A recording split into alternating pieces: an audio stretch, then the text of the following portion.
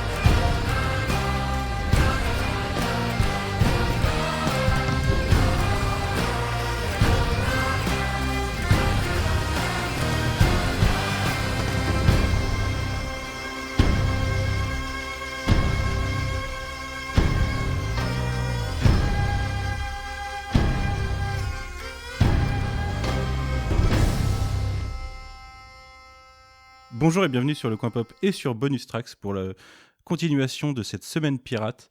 Aujourd'hui, on va parler toujours pirates, mais pour la première fois en série télé, puisqu'on va parler de Black Sails, série créée par Jonathan E. Steinberg et Robert Levine, et diffusée sur Starz en 4 saisons de 2014 à 2017. Et pour en parler aujourd'hui avec moi, j'ai deux invités très spéciaux, puisque j'ai Phobos du podcast Outrider. Salut Phobos. Hello. Et cosplayeuse de renom. Oui, c'est ça, merci. Et j'ai Raph, que vous n'avez pas entendu sur le Coin Pop encore, je pense, mais que vous avez pu entendre sur Outrider, Land Rider, sur Bonus Trax, entre autres. C'est possible que tu sois intervenu ailleurs, je n'ai plus ça en tête. Salut Raph. Bonsoir. Comment vas-tu ? Ça va très bien, merci pour l'invitation. Eh ben, très content de t'avoir sur le Coin Pop. Plaisir partagé. Eh ben, on va du coup se réunir pour discuter de cette série que moi j'ai découverte tardivement, mais ce n'est pas le cas de tout le monde, et c'est un petit peu vous qui m'avez poussé à me lancer dans la série, c'est complètement vous, qui m'avez poussé à me lancer dans la série il y a quelques temps, et je voulais savoir, vous, comment avez-vous découvert la série ? On va commencer avec toi, Constance. Phobos, excuse-moi. Et ben moi, en fait, à l'époque où la série avait été annoncée, j'écrivais encore pour Republic.fr, donc qui était un blog d'actu geek.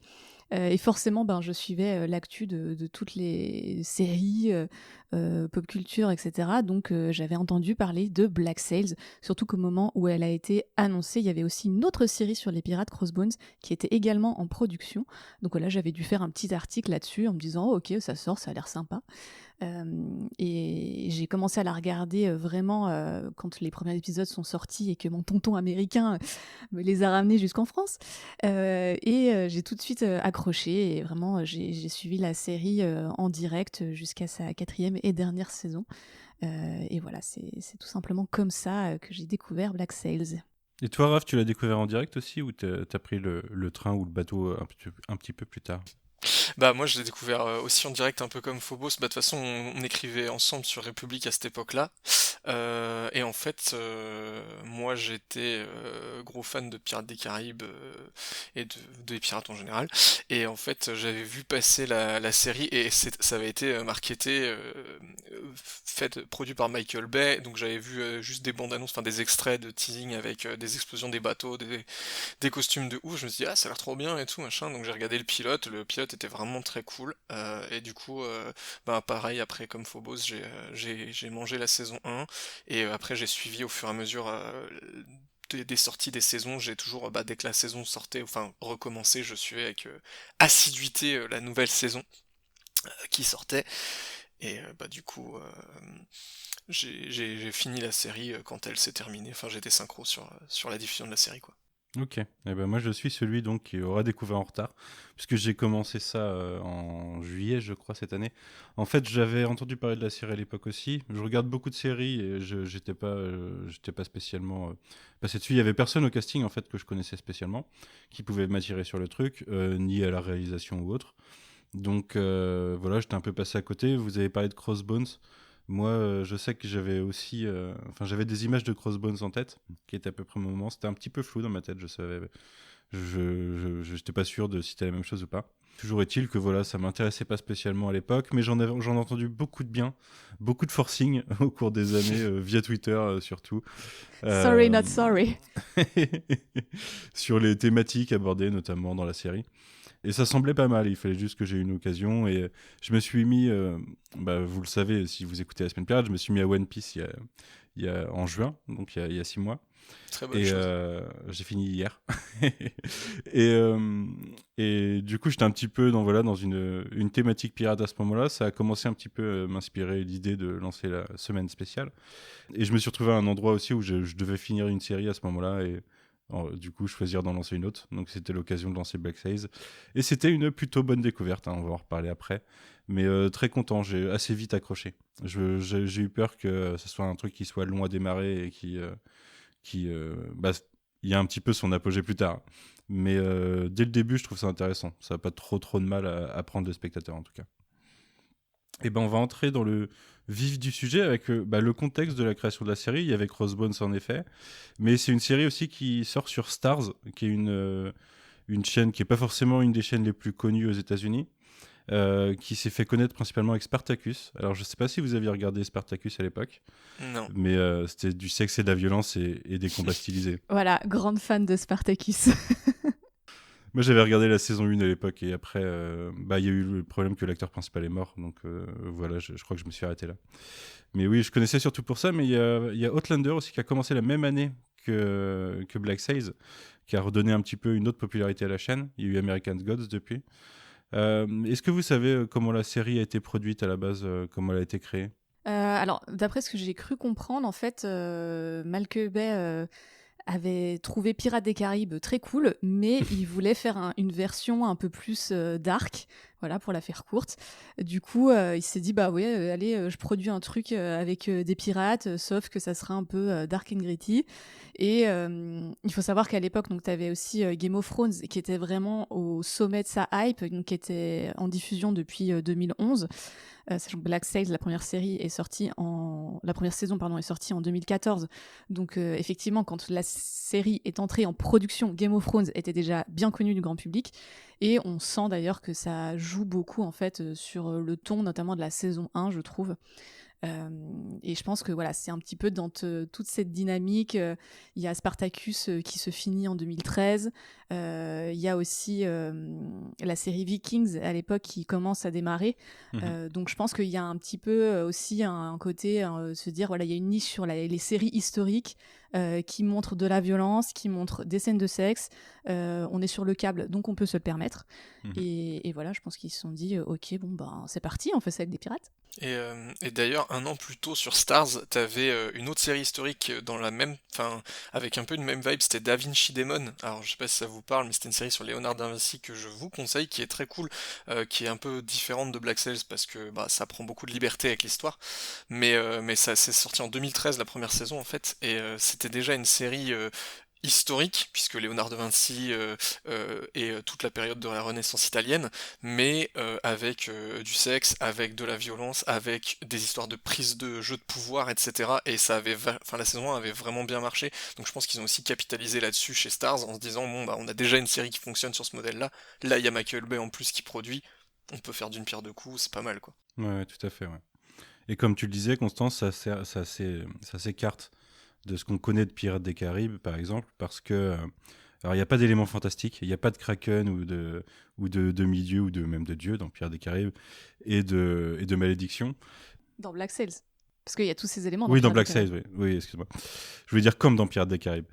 Mais par contre, ce qu'on a, comme tu le disais, dans l'inspiration Game of Thrones et autres, c'est de la politique et des personnages. Mais d'ailleurs, c'est marrant de voir que, enfin, je vais citer le showrunner, donc Jonathan Steinberg, qui explique au moment où il y a les premiers trailers de la série, qui dit on ne veut pas copier Pirates des Caraïbes, donc ils ont bien conscience qu'il y a cet héritage-là. Black Sails, ça sera plus réaliste et plus violent. Notre fiction sera aussi plus complexe d'un point de vue politique et moral. Donc on voit déjà effectivement que, enfin voilà, ils veulent explorer ça et que au-delà du côté un petit peu voyeuriste qu'il peut y avoir avec la violence ou le sexe, c'est qu'ils veulent aussi avoir une intrigue politique et explorer qu'est-ce que c'est les questions morales. Et d'ailleurs, on le verra par la suite, ça a une place assez centrale en fait dans l'intrigue de la série. Et après, Ouais. il y a aussi quelque chose d'assez particulier dans cette série, qui apparaît pas comme évident au début, mais que tu comprends assez vite, qui est en fait un préquel à l'île au trésor. Mhm. Le, Tout à fait, donc ouais. le célèbre roman de Stevenson, où ben du coup le capitaine Flint, qui est un des personnages principaux, en fait, est le même capitaine Flint dont on entend parler dans l'île au trésor ou la planète au trésor, pour ceux qui ont juste regardé le Disney, qui a aussi le capitaine Flint et Long John Silver dedans, donc voilà. Et en fait, du coup, ben moi je le savais pas forcément quand j'ai commencé la série, mais ça m'est apparu assez vite et je me souviens même pas que ça ait été explicitement dit quelque part au moment où la série a commencé à être diffusée. Je me souviens pas avoir vu après quoi la l'île au trésor et tout. C'était vraiment un peu une découverte, quoi. C'est marrant parce que moi quand je l'ai commencé, j'avais cette idée en tête que c'était un préquel et trésor, mais je savais pas que c'était une notion qui était apparue plus tard en fait.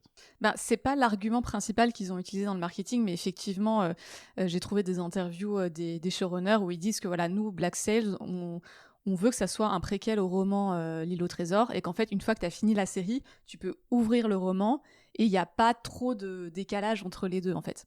Et c'est là où ils sont assez forts, c'est que du coup, il y a un mélange entre les personnages du roman, et que notamment, on voit en fait toute l'ascension de Long John Silver, et la chute quelque part de De Captain Billy Flint, Bones et de Billy Bones et aussi. de Billy Bones aussi. Donc il y a ces personnages qui sont tirés du roman, il y a aussi des personnages historiques, comme Charles Vane, comme Anne Bonny, comme Rackham, comme Barbe Noire. Et il y a aussi des personnages qui sont totalement inventés. Alors après, qui reprennent plus ou moins des éléments de personnages historiques connus ou connus à travers des légendes locales. Mais voilà, c'est un mélange justement qui floute vachement les frontières, je trouve, entre l'imaginaire qui vient de la littérature, l'imaginaire qui vient des légendes de pirates, et puis ce qu'on connaît de la réalité historique de l'époque. Mhm. Et au final, ça fonctionne hyper bien, en fait. Oui, parce que politiquement, du coup, ça s'ancre dans l'époque, dans le conflit de ces pirates avec l'Empire britannique, le conflit des Britanniques avec les Espagnols, et des pirates aussi avec les Espagnols, et cette lutte de pouvoir pour lutter contre l'Empire, en gros. Voilà. Mais oui, après, forcément, ça romance, puisque dans la réalité, tu as cité un certain nombre de pirates qui ont vraiment existé. La plupart ont été en activité 2-3 ans, en fait, dans la réalité. Mais l'histoire les a romancés et les a fait grandir, on va dire. Et ça fait que on joue sur une autre échelle de temps dans la série, quand même, par rapport à la réalité, parce que, de facto, pour pouvoir raconter des choses, il faut que ça se passe sur une certaine période. Oui. Après, la série se tient finalement sur une période assez limitée. J'ai pas calculé, je sais pas si vous avez en tête, mais je pense que ça se passe Non, ça sur... se passe sur, je pense, 2-3 ans maximum. Sur Ouais, pas 3 ans, plus, hein. je crois que c'est sur 3 ans, ouais. Mais il y a des personnages comme Vane, Barbe Noire, leur histoire dure depuis 5-10 ans. Et ils n'ont pas été en activité du tout aussi longtemps que ça, en fait, dans la réalité. Mais Ben ouais. ça permet d'installer du background, on y reviendra tout à l'heure. Les procédés narratifs pour générer de l'intrigue, ça, c'en est un, quoi. Parce que ça permet de lier les personnages sur une durée et des personnages qui n'étaient pas forcément liés, d'ailleurs, je ne sais pas historiquement. Si Vane et Barbe Noire, par exemple, étaient vraiment liés. Non, non, j'avais regardé, j'avais bien mangé toute la mythologie sur les pirates réels, entre guillemets, que tu peux trouver sur Internet ou un peu partout, et en fait, ils t'expliquent que la plupart ne se sont jamais croisés. Déjà, et c'est un peu le même concept qu'avec les dinosaures, c'est-à-dire que tu crois que tous les dinosaures ils ont vécu à la même période, pas du tout, et les pirates célèbres, c'est un peu la même chose. Il y en a qui ont sévi dans une première partie du siècle et d'autres qui ont sévi dans la dernière partie du siècle en fait. Donc même d'un point de vue historique, ils ont jamais pu se croiser en fait. Mais voilà, dans les romans et dans les contes et légendes, ben c'est plus sympa de les faire se croiser, se rencontrer et échanger ensemble parce qu'on se dit que bah, si un pirate célèbre est suffisamment sanglant ou autre, bah, il connaît forcément les autres et c'est vachement plus intéressant de le faire rencontrer les autres, quoi. D'ailleurs, ils ne se sont pas inspirés seulement de pirates en termes de figures historiques, mais par exemple, le gouverneur Woodes Rogers, il a vraiment existé. il a vraiment une vie assez improbable. Et même en ce qui concerne tout l'arc de la révolte des esclaves, la reine des esclaves libérés, effectivement, est aussi basée sur une figure historique dont on connaît malheureusement assez peu d'éléments, mais qui a priori aurait vraiment existé. Donc on voit qu'ils ont vraiment cherché à essayer d'ancrer au maximum dans la réalité historique. Et c'est vrai que dans les interviews autour de la série, ils s'en revendiquent vachement, genre oui, on veut vraiment coller au plus près de la réalité historique. Je pense que vous mettez 2 historiens sur le sujet et ils vont vous Ça dire tient pas que longtemps. c'est un peu du bullshit. Mais en tout cas, il y a une volonté un peu de s'inspirer du réel pour en tirer des arcs étonnants. Et surtout, ce que j'ai trouvé très intéressant, c'est qu'ils arrivent avec cette idée de dire on veut casser un peu certains préjugés qu'il y a sur les pirates. Tel quel, un des showrunners disait moi, je veux pas qu'il y ait un perroquet sur l'épaule, qui est typiquement le genre de truc qu'on voit dans Pirates des Caraïbes. Je veux pas qu'il y ait la jambe de bois, en tout cas dans la saison 1. Que voilà, il veut nous présenter des pirates tels qu'ils étaient réellement, entre paires de guillemets, parce que de toute façon, on ne connaîtra aussi jamais vraiment la vraie vie des pirates. Tout à fait, ouais. Bah, pour en venir du coup à de quoi ça parle Black Sails, qui se sent de présenter l'intrigue globalement de quelle est la situation en saison 1, enfin en début de saison 1, et vers quoi on va, et les personnages clés. Moi, je peux le faire parce que le rewatch est assez frais, parce que je l'ai regardé l'année dernière pendant le confinement, pour la troisième ou quatrième fois. Et donc du coup, la saison 1, c'est très, très globalement, donc ça se passe comme tu le disais Manu, dans la période de pré-guerre d'indépendance aux États-Unis, première guerre d'indépendance, pas seconde, donc au moment où les États-Unis étaient encore sous le joug britannique, et où du coup c'était un envoi constant de marins, de colons vers les États-Unis, enfin l'Amérique, pour apporter la civilisation, et donc l'époque où les pirates commençaient à détourner les cargos, les marchandises, pour se faire une fortune personnelle, et vivent notamment sur l'île de Nassau, qui était un peu une zone de non-droit, où les pirates étaient réputés pour s'organiser et organiser leurs raids. Et donc dans ce contexte-là, on retrouve un pirate qui est le capitaine James Flint, et qui est devenu une espèce de légende du côté de Nassau, puisqu'il sévit dans la piraterie depuis un certain temps, et il est célèbre en fait pour ses raids un peu éclairs, et sa capacité à avoir toujours plus de butin, donc il a un gros équipage, et du coup face à lui est un autre capitaine qui s'appelle Charles Vane, du coup, qui lui aussi est réputé pour avoir un bel équipage, un gros équipage, et faire pas mal de prises. La seule chose qui va les différencier, c'est que Flint est connu pour être un peu plus, on va dire, droit dans ses bottes, et Vane, lui, un peu plus cruel, un peu plus violent. Et un jour, Flint a écho d'un bateau espagnol qui transporterait en fait de l'or espagnol destiné à une tractation commerciale entre l'Espagne et l'Angleterre. Et du coup, son plan, c'est d'aller recruter un équipage un peu plus conséquent pour aller s'emparer de cet or, donc l'or de l'Urca de Lima, qui est du coup le nom du galion espagnol qui transporte l'or. Et malheureusement, le plan va commencer à avoir des petits accros, puisque la carte qui devait indiquer l'emplacement de l'Urca de Lima et ses endroits de mouillage se fait subtiliser par le nouveau cuisinier de Flint, qui s'appelle du coup Silver, et qui du coup va marchander avec Flint pour avoir sa part du gâteau, en cachant à l'équipage de Flint que concrètement, Flint, ce n'est pas pour la gloire ni pour son équipage qui veut l'or de l'Urca de Lima, mais pour monter une révolution des pirates contre l'Angleterre. Et ça, c'est à peu près la saison 1. C'est à peu près la saison 1, oui. En effet, le but ultime qui nous est présenté pour Flint en saison 1, c'est réunir les forces pour se battre contre l'Empire. On ne sait pas encore pourquoi, on ne sait pas encore à quel niveau il va réussir à le faire, mais c'est ça l'idée. Tu as présenté 2 des 3 forces, on va dire, principales, Ah oui. qui sont en jeu dans la saison 1. Du coup, Vane, Flint. Vane qui a sous ses ordres, on verra Jack Rackham, Anne Bonny, Je sais pas si on voit d'autres pirates célèbres de ce côté-là à ce Non, moment-là. pas à Mais ce moment-là. et du coup, dans l'équipage de Flint, on va voir Silver, dont on a commencé à parler déjà de pour sa légende, et Billy Bones également, qui va être impliqué assez rapidement, d'une façon où il va devoir faire confiance à Flint, et ça sera important pour la suite. Mais la troisième force en puissance, c'est celle qui régit globalement Nassau, qui est Eleanor, qui est partagée entre les deux personnages, et pas que entre les deux personnages, et qui est une femme en position de pouvoir à une époque où déjà c'est pas censé être le cas, donc qui vient déjà instiller ce semblant de politique que veut aborder la série, et ce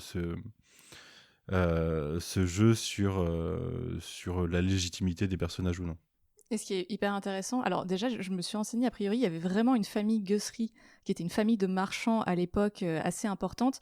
Alors, on n'a pas de traces qu'il y aurait eu une femme de cette famille-là qui aurait eu un certain pouvoir politique, mais du coup, la série prend cette liberté.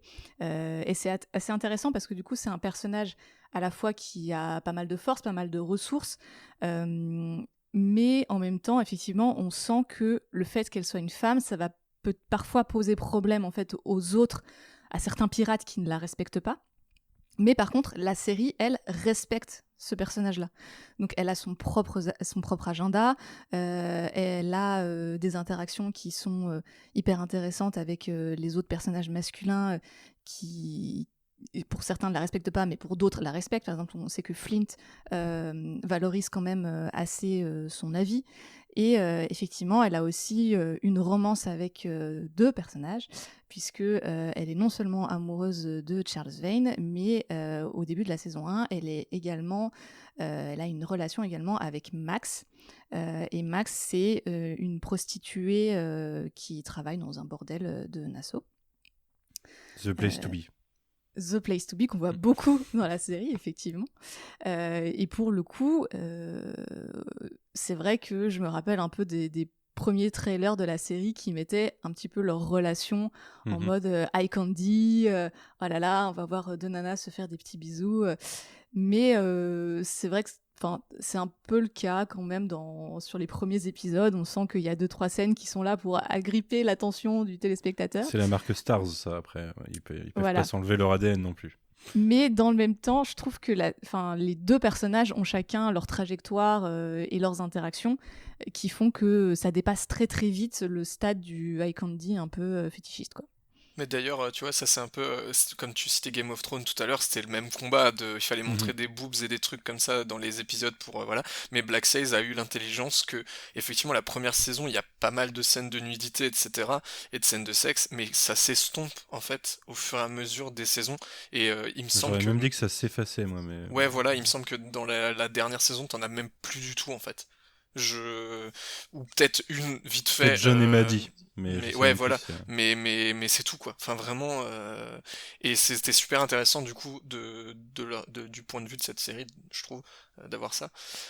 Et pour rajouter à ce que tu disais, Phobos, il y a aussi Eleanor Guthrie. Elle a un homme de main qui est un esclave, enfin un ancien esclave noir du coup, qu'elle a affranchi et qui est à son service, qui est ce qui lui sert un peu d'homme à tout faire, etc. Et c'est aussi un personnage un peu pivot pour l'histoire, parce que ça va aussi nous montrer que Eleanor a un certain nombre de valeurs en fait, et que les personnages racisés, et notamment les esclaves, vont avoir un gros rôle à jouer dans la série, quoi. Et c'est ça qui est assez plaisant, c'est que donc il y a plusieurs personnages noirs, surtout sur les arcs qui ont lieu un petit peu plus vers la fin de la série, et ils ont leur propre agenda. Je trouve qu'ils sont, enfin Ils ça a ont l'air d'être parfois des plutôt agendas différents. respectueux, voilà. Et en fait, il y a plusieurs fois où ils sont en mode, enfin ouais, les blancos, vous êtes bien mignons, mais en fait, on veut pas vous aider, quoi. Genre c'est pas notre combat. Nous, on est là pour nous libérer nous-mêmes, et voilà. Donc, c'est plutôt bien fait. Et il y a aussi, plusieurs personnages féminins noirs qui ont un rôle d'importance, et c'est malheureusement à souligner parce que ça reste encore trop rare dans ce qu'on peut voir à la télévision, quoi, et au cinéma encore plus.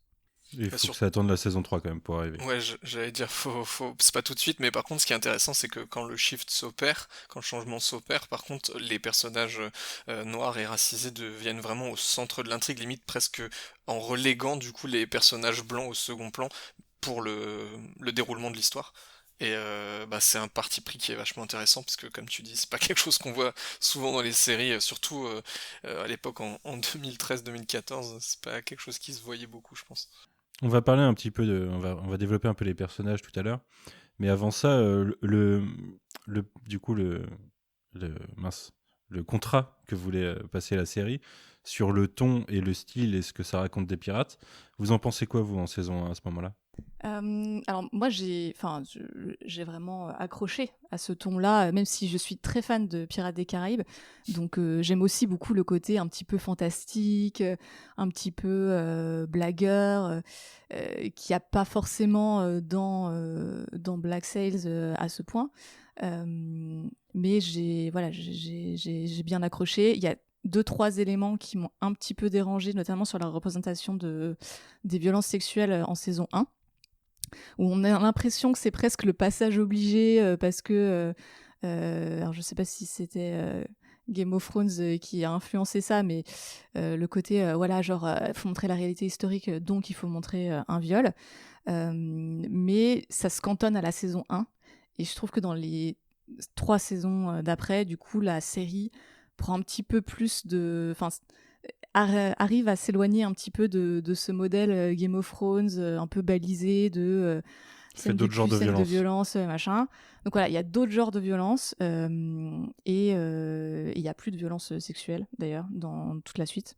Et à la rigueur, en plus, on peut dire que ça permet. Enfin, ce viol, il a au moins le mérite de faire évoluer au moins 3 persos. Puisqu'il impacte Éléonore, puisque c'est un peu à cause d'elle. Il impacte Max, et il y a le rôle de Anne aussi qui prend un peu plus d'envol à ce moment-là. Parce que Anne, début de saison 1, elle est plutôt peu développée par rapport à Jack ou Charles Vane, par exemple. Et c'est ce qui va lui permettre de se développer un petit peu dans l'intrigue et de voir le personnage s'épanouir par la suite. Bah, on va dire que au moins la série a le mérite de montrer le point de vue de la victime et de montrer la manière dont les femmes autour d'elle vont réagir, vont l'aider. Et voilà, je trouve que c'est pas idéal, mais c'est déjà un petit peu plus décent que ce qui a été fait dans Game of Thrones autour du viol de Sansa, par exemple. Et sur la vie de pirate, du coup, pour moi, la saison 1, bah, c'est dur, quoi. C'est dur, la vie de pirate. C'est pas Ah Pirates ouais. des Caraïbes. Ça a pas l'air drôle tous les jours. Alors, certes, on n'a pas encore de jambes de bois, mais ouais, ça laisse quelques séquelles. Il y a quelques gens qui restent sur le carreau, des choses comme ça. C'est pas drôle, en effet. C'est la vie à la dure. Il y a pas mal de morts hein, dans la saison 1. Et ça, pour le coup, la série, elle met assez d'équerre directement dès la première saison, je crois même dès le premier épisode. Alors sans compter les gens que les pirates tuent sur les bateaux quand ils vont aborder les bateaux, puisque littéralement la série commence par une scène comme ça. C'est littéralement la première scène, c'est l'équipage de Flynn qui va aborder un bateau et qui tue les trois quarts de l'équipage. Donc, ok, il y a plein de morts côté gentil entre guillemets, mais par contre dans les personnages récurrents ou secondaires mais qu'on voit plusieurs fois dans la saison, il va y avoir pas mal de morts. Même un personnage qui est présenté comme un personnage principal dans la première saison, qui a la qui va pas passer le cap de la première saison quoi. Il va pas Pas de arriver au spoil. final, même. Il meurt à l'avant-dernier, je crois. Ouais. Donc pas de spoiler sur qui c'est, puisque si vous avez pas vu la série, bah on va pas vous spoiler, mais sachez que bah il y a des gens qui meurent quoi. C'est c'est Ouais, c'est pour vraiment dur. discuter, il va falloir qu'on spoile un moment, à la fin. Il y a des Ah trucs oui qu'on va oui, spoiler forcément. mais par contre, enfin voilà, la vie de pirate, effectivement, comme tu disais, c'est vraiment pas super parce que on le voit dans le partage des tâches qui est ingrat, on le voit dans le partage des ressources parce que c'est toujours le capitaine qui a la meilleure part, c'est toujours ceux qui ont pris le plus de risques qui gagnent le plus, et on voit aussi ben, les rôles de chacun dans l'équipage, on voit le chef, on voit le cartographe, on voit le navigateur, on voit Le quartier voilà maître. le quartier maître, ouais exact. Et on voit bien qu'en fait, bah, les rôles sont pas non plus équitables, que bah, par exemple quand le chef cuisinier, le premier chef cuisinier, donc avant que ce Silver soit cuisinier, il est un peu intouchable parce que c'est le seul à bord qui sait préparer à manger et que du coup, bah, il peut rien lui arriver parce que s'il lui arrive quelque chose, l'équipage peut plus manger quoi. Et j'aime beaucoup, moi j'ai beaucoup aimé que la série fasse ce genre de petits détails, parce que mine de rien, c'est des choses que si tu connais pas bien l'univers des pirates, tu le sais pas forcément, mais c'est assez intelligent, je trouve. Ouais, je trouve que j'avais jamais vu aussi bien l'équipage des Creed, notamment ouais, le quartier maître et tout. Ils ont un vrai rôle, quoi. Ils ont vraiment un rôle qui est défini dans l'univers des pirates et qui doit être appliqué. Il y a un côté démocratique en plus, du coup, dans cet univers qu'on n'a pas l'habitude de voir, quoi. C'est vrai que c'est hyper intéressant. La série a l'air quand même bien renseignée sur comment ça fonctionne un équipage, et ils n'hésitent pas à le montrer, en fait, les phases où ils doivent voter pour élire Mm. tel ou tel rôle. Et c'est vrai que sur le côté la vie de pirate, c'est pas rigolo. En fait, on se rend compte que tout peut devenir une menace. Genre, à un moment, t'as une foule qui est en colère et genre, bim, c'est la grosse galère. Ou alors, justement, ils ont faim parce qu'il n'y a plus rien à bouffer sur le bateau ou parce qu'il n'y a plus d'eau. Et il y a un arc qui est génial où, justement, ils sont sur le bateau et il n'y a plus de vent. Donc, ils sont bloqués parce que, à l'époque, si t'avais plus de vent dans tes voiles, t'avançais pas. Et qu'il n'y a plus rien à manger et qu'il n'y a plus rien à boire et que ils doivent partir dans une espèce de chasse du désespoir pour essayer de choper un requin. Et c'est Un ça des meilleurs qui est... épisodes. C'est un Ouais. des meilleurs épisodes, quoi. Et tu te dis, en fait, le ressort scénaristique, c'est juste les mecs, ils ont la dalle.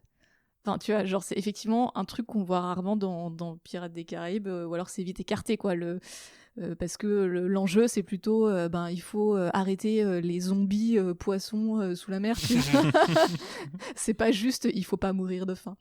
Donc là, c'est vrai qu'il y a un côté très terre à terre qui fait que, en fait, on a très souvent peur pour nos personnages, mais qu'en même temps, c'est pas artificiel.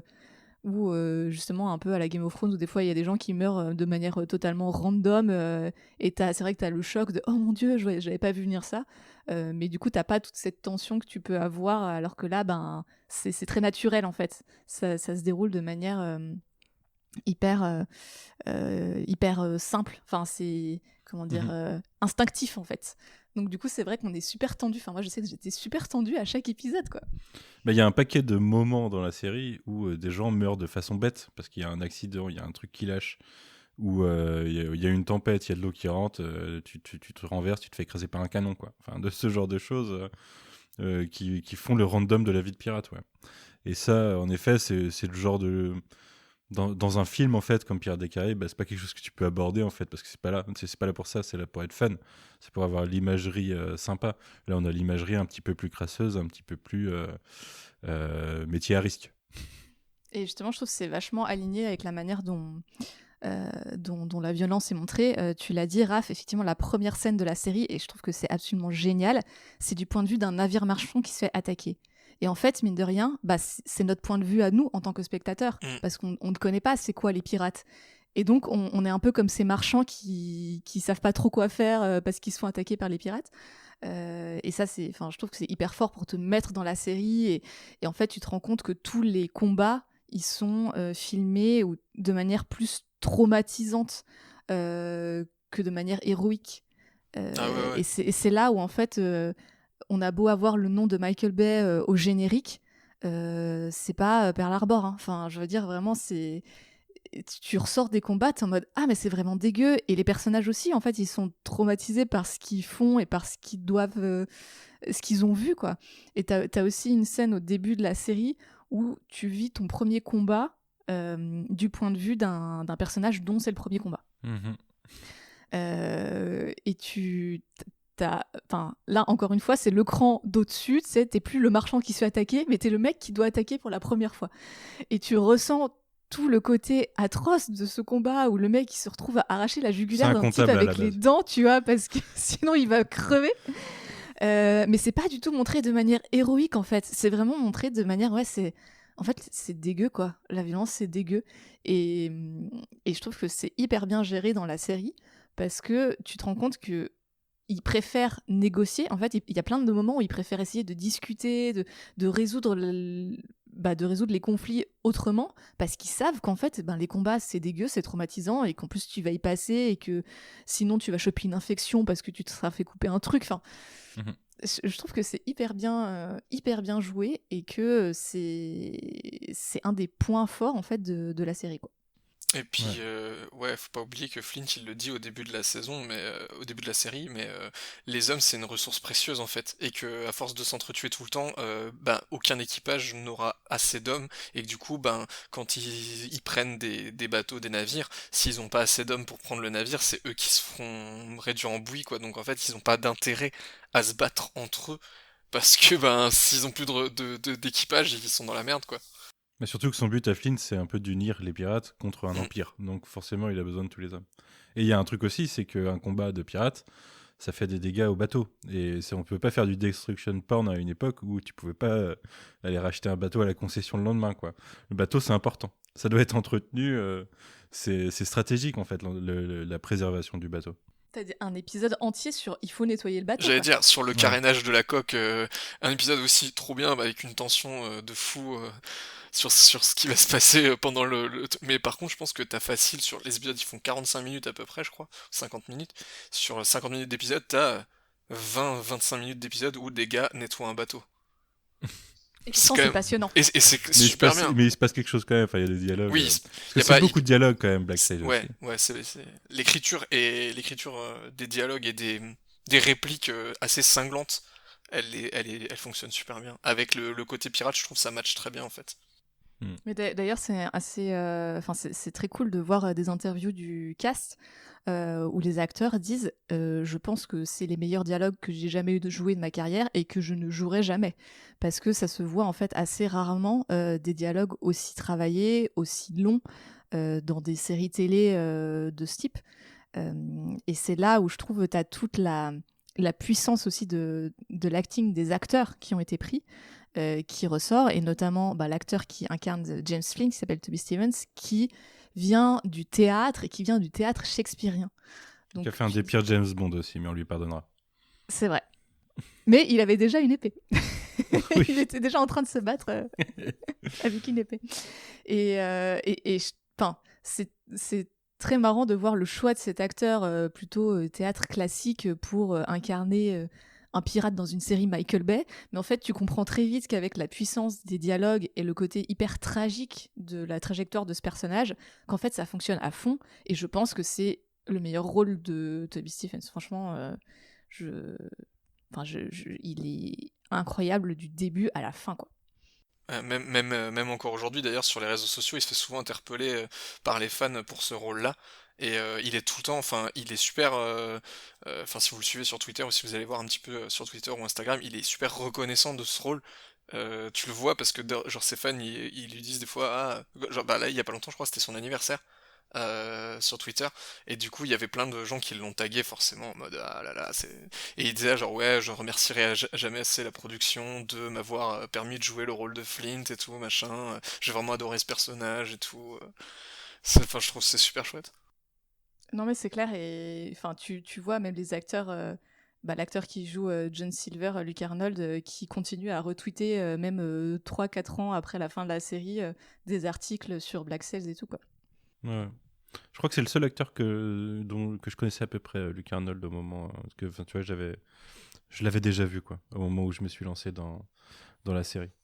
Parce que Toby Stephens, je m'en souvenais pas, quoi. Je me demeure un autre jour, par exemple, je me souviens pas que c'est lui, il a pas du tout la même tête. Le seul que je connais, c'était Ray Stevenson. Mais il arrive plus tard. Qui arrive plus tard, ouais. Qui incarne Barbe Noire, et que j'avais déjà vu dans la série Rome. Donc c'est un habitué des séries historiques, et je pense que vous l'avez vu aussi. Il a pas mal de second rôle. Oui, c'était le Punisher. Punisher Warzone. Il a pas mal de rôles dans des films d'action. Ouais. Un très bon film, Punisher Warzone. J'allais dire. Alexander. Est-ce que vous avez des personnages pour vous qui ressortent particulièrement dès la saison 1 ? Alors on a mentionné Eleanor, Flint et Vane. C'est le trio de tête, mais il y a quand même quelques personnages qui commencent à monter. Je sais pas s'il y en a sur lesquels vous voulez commencer à revenir. Moi, il y a Jack Rackham, qui est mon personnage préféré de toute la série. C'est le meilleur. C'est le meilleur, c'est vraiment le meilleur. Après, c'est pas du tout un personnage héroïque ou charismatique d'un point de vue de son aura ou quoi. C'est un beau parleur qui est très intelligent mais qui est aussi très lâche. Et en fait, la saison 1, on a vraiment d'abord cette image de je suis le bras droit de Charles Vane, je suis un peu lâche, mais bon, les hommes, je suis le quartier maître, donc les hommes ben, écoutent quand même ce que je dis et me font un peu confiance, mais par contre, dès qu'il y a une occasion de le poignarder dans le dos, les gens vont plutôt s'allier à Vane plutôt qu'à Rackham. Et pour moi, bah, c'est un personnage qui, dès son introduction, en fait, il a les meilleures répliques. Clairement, enfin, c'est lui qui a toujours les traits d'esprit, les répliques un petit peu snappy comme ça, genre. Toujours cinglant, ouais. Ouais, voilà, c'est lui qui a toujours la bonne répartie au bon moment et en plus il a un style incroyable. Enfin vraiment, c'est le plus stylé d'un point de vue des costumes et des sapes, ce qui est un truc on y reviendra je pense, mais les costumes sont incroyables et notamment les costumes de Rackham. Enfin, je me souviens que dès que j'ai vu le personnage, j'étais genre ah ouais, parce que quand on le voit, il a cette espèce de petites lunettes de soleil là avec des petits verres réfléchissants sur les côtés pour vraiment avoir c'est des lunettes de soleil carrées avec des petits verres sur les côtés, ça se trouve facilement sur Google Images, vous regarderez. Et je trouve ça incroyable quoi, parce que c'est le seul personnage qui est obligé de porter ses lunettes de soleil parce il a la vue un petit peu faible, un petit peu fragile, voilà. Donc j'aime beaucoup ce personnage. Mais c'est vrai que c'est un joli contraste en fait. Enfin, il y a vraiment une galerie de pirates parce que tu as ce Jack Rackham où dans notre imaginaire, enfin tu vois, on dit Rackham le rouge. Rackham le rouge, ouais. T'imagines un mec un peu sanguinaire et tout, alors que là, en plus l'acteur il est très fin physiquement en fait, il est pas très imposant. Et au contraire, sur l'autre côté du spectre, tu vas avoir Charles Vane qui lui, alors c'est vraiment le casting façon Spartacus. Le mec il a 18 abdos, c'est une armoire à glace, il parle avec une voix grave, tu sais même pas comment c'est possible. Et, euh, et en même temps, ce personnage en saison 1, t'es en mode, franchement, moi je l'aimais pas, tu vois. Ah bah il est horrible. Il est Vane en assez saison 1, horrible. ouais, mais en fait, la série, elle a cette capacité à switcher les personnages assez régulièrement. Et même rien qu'en saison 1, Flint, par exemple, au début, enfin, il était présenté comme le héros. Il y a des chances qu'il soit un petit peu l'héros jusqu'à la fin. Et en fait, assez rapidement, ça devient presque un super vilain. Parce que la façon dont il impacte la vie des autres et dont il les manipule et il sert d'eux, ça en fait une mauvaise personne, en fait, d'un point de vue pragmatique. Et Vane, au début, bah, il part d'une mauvaise personne et on peut que le racheter par la suite. Donc il est un petit peu aidé par ça et il devient assez incroyable par la suite. Mais tous les personnages, j'ai changé de l'avis sur tous les personnages entre la saison 1 et la fin de la série, quoi. Un de mes personnages préférés de la saison 1, c'est Billy. Et oui. Et j'aimais beaucoup Eleonore aussi. Et pour moi, tu disais tout à l'heure d'ailleurs, Constance, qu'Eleonore était bien servie en tant que personnage. Je trouve que c'est vrai sur les 2 premières saisons. Et les 2 dernières, c'est un peu compliqué pour moi. Ouais, mais c'est ça qui est, qui est intéressant sur le côté l'évolution des personnages, c'est que ils ont chacun un arc qui a du sens et ils sont très nuancés. Parce que justement, la série arrive très bien à jouer avec nos émotions en mode ah ah, t'aimes bien ce personnage, et ben en fait on va voir si tu continues à l'aimer, tu vois, même s'il fait tel ou tel truc. Et ça te force à te poser des questions sur tes propres limites. Enfin, je me rappelle de débats vraiment éthiques, très endiablés avec République après certains épisodes, en mode est-ce que tu cautionnes toujours ce que Flint il est en train de faire, tu vois? Ah Est-ce ouais, que parce la que fin c'est chaud. justifie les moyens, tu vois? C'est pas possible de le cautionner tout le long. Ouais. Et en vrai, ça pose des vraies questions au-delà de ah, c'est bien, c'est pas bien, sur par exemple la notion de violence légitime. Quand tu es une minorité, quand tu veux te révolter face à l'oppression d'un empire, littéralement. Donc c'est plus malin que ça en a l'air, en fait.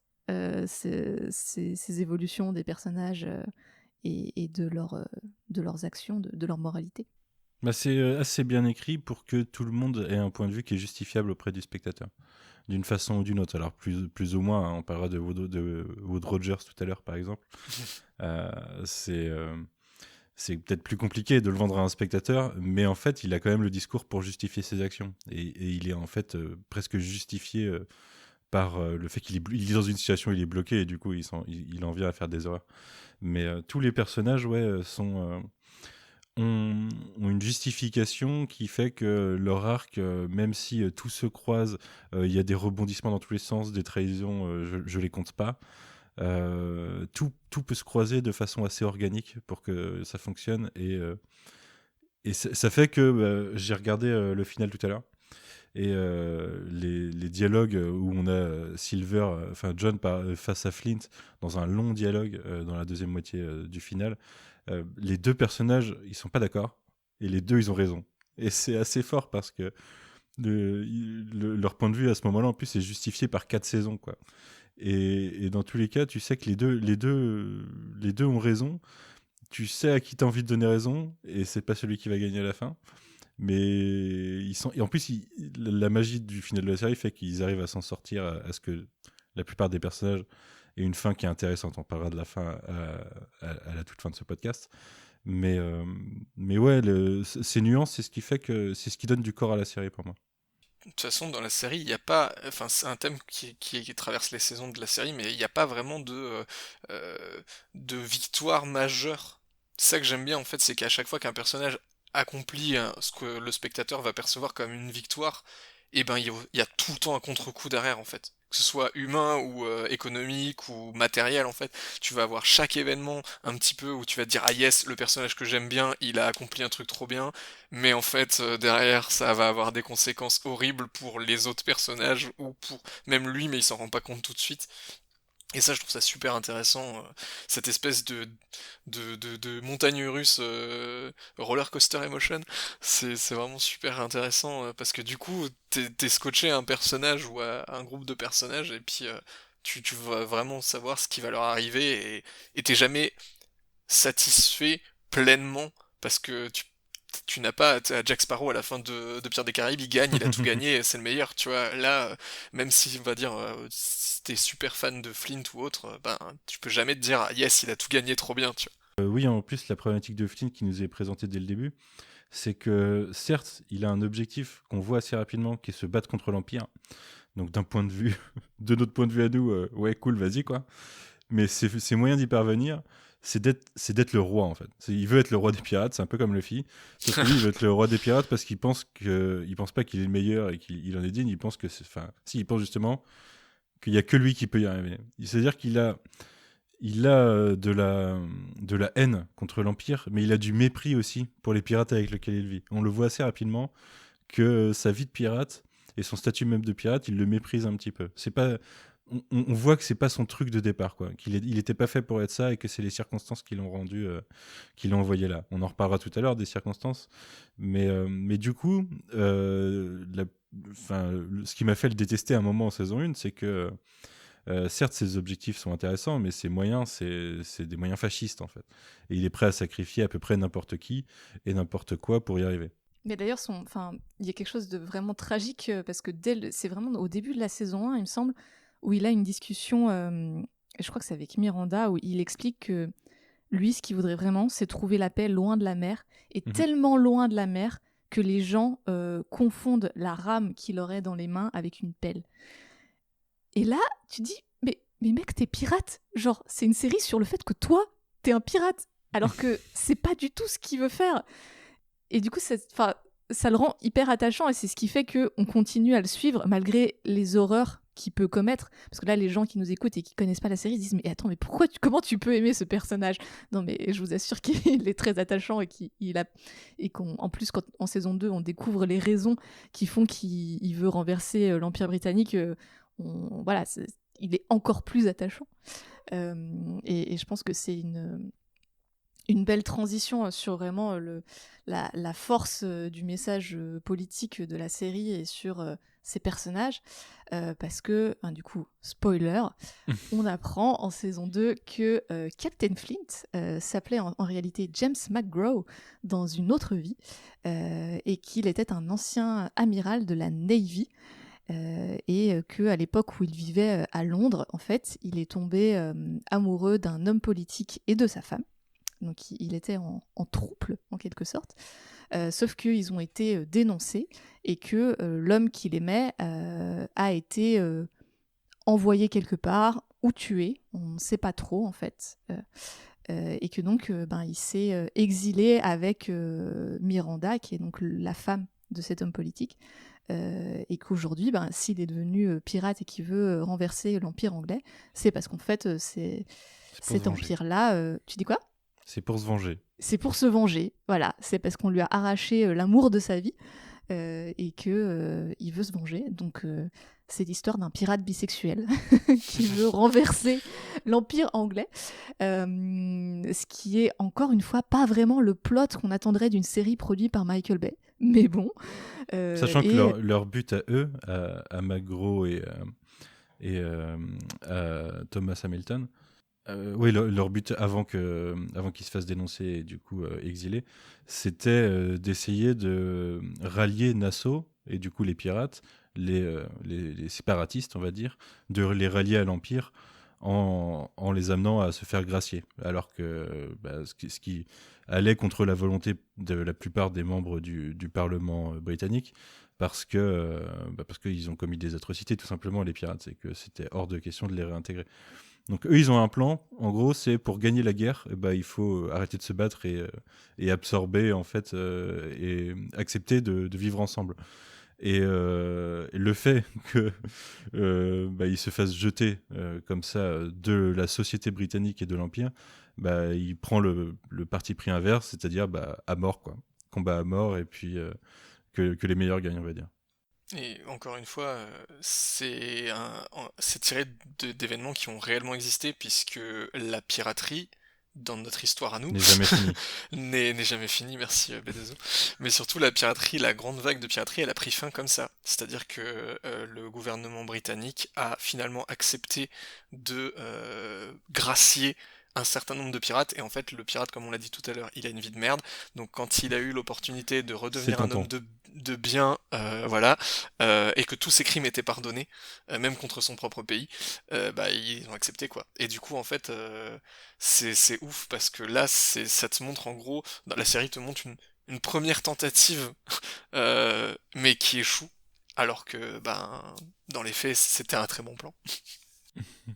D'ailleurs, le thème de la lettre de pardon revient souvent dans la série. À plusieurs reprises, il y a des personnages qui trahissent un camp ou l'autre parce que justement, ils ont l'opportunité de se faire pardonner par la couronne et parfois, ils deviennent littéralement des chasseurs de pirates et se retournent en fait contre les personnes avec qui ils étaient alliés au départ. Quelque chose qui s'est vraiment passé dans la réalité. Ouais. Les corsaires, du coup, qui étaient au service des gouvernements et qui allaient chasser les pirates, comme James Hornigold, qui est un personnage de la série, mais qui est aussi un corsaire qui a réellement existé et qui a été pirate genre 1 an, et qui au bout d'1 an s'est fait offrir une grâce du gouvernement britannique, et qui du coup lui s'est mis en tête de chasser les pirates les plus dangereux parce que ils étaient mis à prix, et donc c'était une source de revenus, quoi. Ouais, tout à fait. Ouais. Et du coup, on a cité Max et Eleanor tout à l'heure, et là on vient de dire que Flint lui-même était bisexuel. Et on se rend compte assez rapidement dans la série que c'est assez généralisé, et c'est pas pour rien, Constance, puisque de ton point de vue et du point de vue des producteurs, c'est tout simplement un moteur narratif, en fait. Oui, alors je pense que c'est un bon moteur narratif, hein, effectivement, quand tes personnages peuvent être en couple avec plusieurs genres, tout de suite ça t'ouvre un petit peu plus de possibilités, parce qu'on a donc Max et Eleanor. Donc Eleanor, elle est aussi présentée comme bisexuelle puisqu'elle peut être à la fois avec Vane et avec Max. Max, pour le coup, est plutôt présenté comme étant une lesbienne, même si dans le cadre de son travail de prostituée, elle est amenée à coucher avec des hommes. Et on a également Anne Bonny, qui est aussi présentée comme bisexuelle puisqu'elle est en couple avec Rackham, mais qu'elle est aussi en couple avec Max. Donc en fait, c'est vrai qu'on a très vite des triangles carrés amoureux dans tous les sens, et en fait c'est hyper plaisant parce que on sait aussi que à l'époque les carcans de la relation hétéro-monogame telle qu'on la connaît aujourd'hui étaient beaucoup plus souples, et que notamment il était pas rare que les pirates entre eux forment des sortes de partenariats qui pouvaient être plus ou moins romantiques.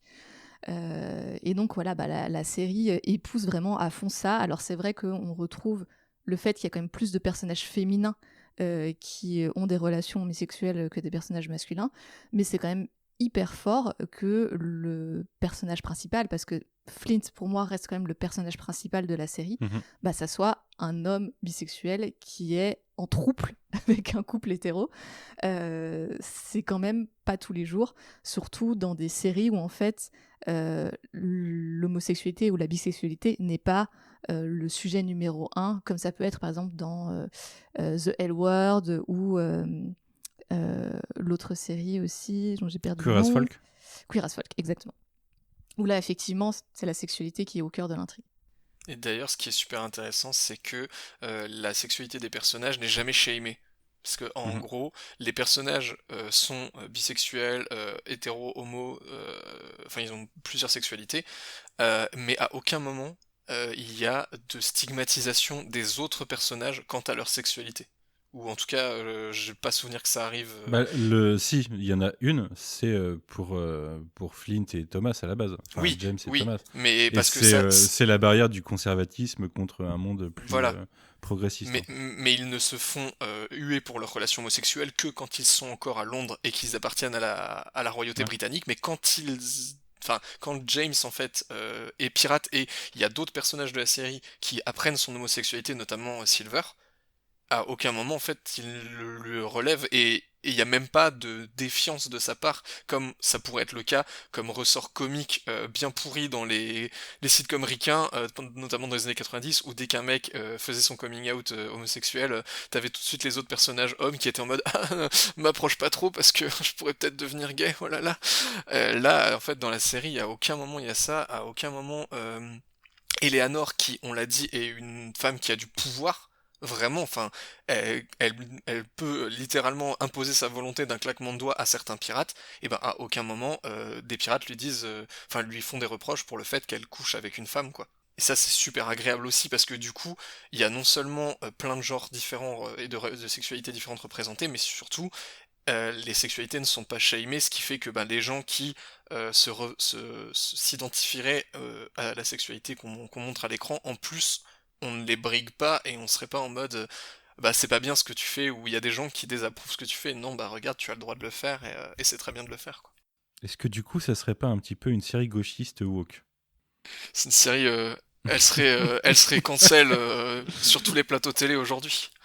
Je pense qu'il y a de ça, enfin, il y a surtout sur les saisons 2, 3 et 4, il y a plusieurs reprises des discussions entre les personnages où ils discutent vraiment de quel modèle politique est-ce qu'on pourrait adopter, qu'est-ce qui est plus civilisé au final, est-ce que c'est cet empire britannique qui maintient en esclave les personnes noires, qui justement rejette tout ce qui sort de l'hétéropatriarcat, ou est-ce que c'est les pirates qui certes peuvent commettre des exactions pas possibles, mais où voilà, ils vont contribuer à libérer des esclaves, ou tu peux vivre ta relation homo sans que ça pose de problème, ou au final, les femmes ont presque plus de pouvoir quand elles sont un assaut dans une espèce de démocratie des pirates que quand elles se retrouvent épouses de tel gouverneur ou quoi.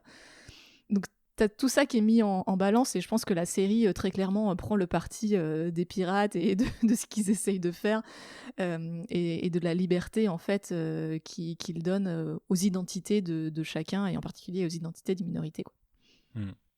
Mais tout en n'étant pas non plus, la série elle n'est pas non plus toute noire et blanche sur le sujet, elle reste ambiguë sur le fait que même les pirates, déjà il y en a une bonne partie qui commettent quelques exactions, hein, mais il y a de la traite d'esclaves par des pirates, et il y a la réflexion, surtout sur les 2 dernières saisons, de est-ce qu'ils les aident, est-ce qu'ils aident la libération d'esclaves par exemple, pour aider leurs propres intérêts, ou par vrai but humaniste.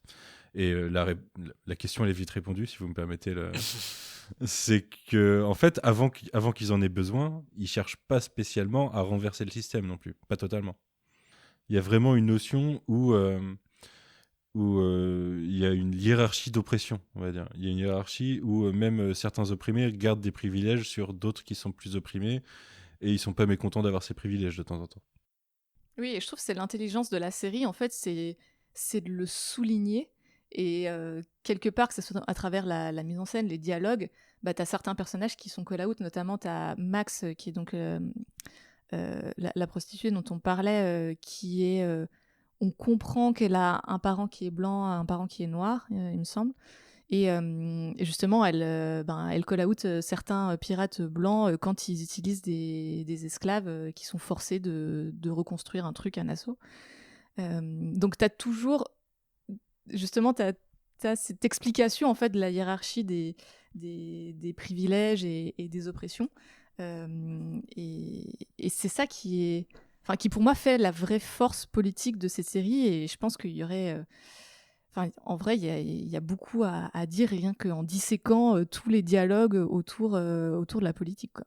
Ouais, puis il y a un message de fond qui va être quand même anarchiste, parce que l'idéologie de Flint, elle est fasciste, dans le sens où il veut se transformer en roi des pirates, être un espèce de dictateur tout-puissant qui contrôlerait l'ensemble des pirates, mais par contre, derrière cette idéologie-là, lui, il a une idéologie anarchiste de... allons détrôner le roi, allons décapiter les rois, allons décapiter la noblesse, la monarchie, allons tout cramer, parce que concrètement il le dit plein de fois, mais son but c'est que tout crame, hein, et allons redonner le pouvoir au peuple. Et ça, bah du coup, c'est me présenter, enfin c'est vraiment une trame un peu générale de la série, parce que c'est une idéologie qui part de Flynn, qui est quand même le héros, et qui va se répandre peu à peu en fait à plein d'autres personnages qui ne partageaient pas cette idéologie-là au début, mais qui, ben, à force d'être confrontés soit à Flynn parce que bah il est super charismatique et qu'à force de l'entendre parler on s'associe à son projet, ou soit parce qu'ils subissent des événements et des discriminations, et où du coup ils vont se dire ah ben ouais, en fait, il a raison. Pourquoi est-ce que je continuerais à être esclave de ce système qui me désavantage alors que ben il y a quelqu'un qui me dit qu'il existe un meilleur système et qu'il suffirait juste de traverser la mer pour aller tout cramer et puis on vivrait mieux, quoi. Et tout le monde a aussi ses intérêts, puisque dans tous ceux qui finissent par rallier Flint à un moment ou un autre de l'histoire, la plupart le détestent de base ou le détestent partiellement ou ont vraiment beaucoup de problèmes avec lui, mais se rendent compte que bah en fait c'est un peu comme Jack Bauer, quoi. C'est le mal nécessaire pour leur objectif commun à un instant T. Et notamment le personnage de Billy qui s'allie assez vite avec lui, mais qui au final va se faire trahir, mais va quand même revenir, au moins temporairement, parce que par la force des choses, lui il sait que en fait ce que Flint annonce, c'est-à-dire si de toute façon il y a ce compte à rebours, quoi. C'est de toute façon, s'ils détruisent pas l'Empire, au bout d'un moment, l'Empire il va venir et il va les faire taire définitivement. Et Billy, il sait que ça va arriver, donc il est obligé de toute façon de s'engager dans ce combat. Il y a aussi du point de vue de Flint, le personnage est ambigu et se révèle pas toujours totalement. On sait qu'il veut se venger, on sait qu'il a aussi des principes, et on sait qu'il a du recul sur lui-même. Enfin, pour moi, un des meilleurs dialogues, c'est toujours John Flint, mais c'est la saison 3 où John et Flint discutent vraiment, quoi, où ils commencent à se rapprocher et à se discuter, à se comprendre l'un l'autre. Et en fait, Flint, il y a un moment où il se dit si jamais, en fait, de toute façon, je recule, si je fais marche arrière, bah, j'ai fait des trucs horribles pour rien. Donc, de toute façon, tant qu'à y aller, autant y aller jusqu'au bout, quoi. Je sais pas sur quoi vous voulez partir d'ailleurs. Est-ce que vous voulez développer quelques personnages ? Est-ce que vous voulez parler prod, décor, violence ?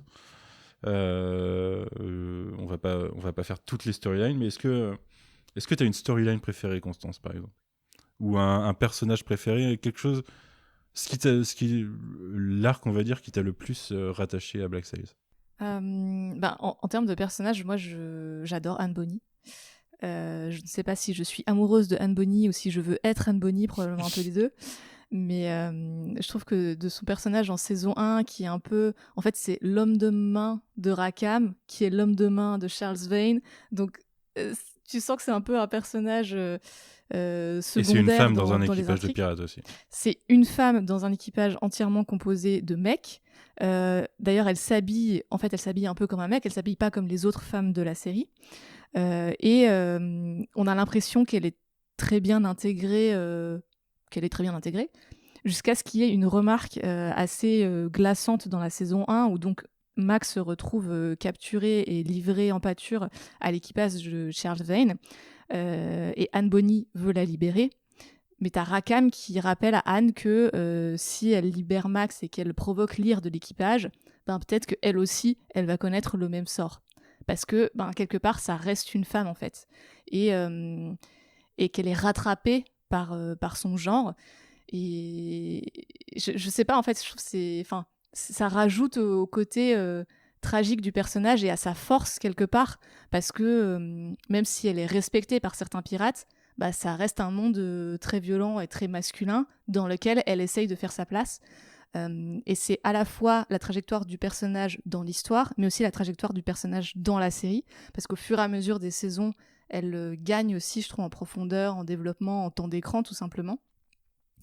Et que son histoire, sa double histoire d'amour, en fait, à la fois avec Rackham, où on sent qu'il y a une vraie loyauté entre les deux personnages, et que Rackham est aussi très, très amoureux d'elle. Et donc, elle a aussi, en parallèle, une histoire avec Max, qui est aussi une très belle histoire, et qu'on sent qu'elle n'arrive pas à choisir, et en fait elle n'a pas à choisir, et qu'elle comprend quelque part qu'elle n'a pas forcément à choisir entre les deux, et qu'elle peut bénéficier des deux amours qu'elle a dans sa vie. Enfin, je sais pas, je trouve que c'est un personnage qui est hyper touchant, je trouve que l'actrice est hyper forte, elle a des costumes incroyables. Et surtout, enfin voilà, il y a le côté un peu, quand elle est au combat, elle est hyper badass, elle peut être aussi cruelle et aussi efficace que les autres pirates quand il s'agit d'aller au front. Elle a une scène dont je vous tiendrai à reparler tout à l'heure, parce que c'est une des scènes qui m'a le plus marqué de la série. Bah vas-y, je pense qu'on a la même, vas-y. Celle de la cale dans la saison 3 pour moi, mais c'est plus sur la violence. En fait, il y a tout un arc très violent avec Wood Roger dans la saison 3. Et c'est elle qui finit par faire s'en sortir l'équipage de Jack au sacrifice de sa santé pendant très longtemps, jusqu'à la fin de la série en fait. Mais ça part en plus d'un genre de violence qui est un de ceux qui me met le plus mal à l'aise dans la fiction. C'est, je sais pas si vous avez vu Sons of Anarchy par exemple, dans la prison ou des choses comme ça.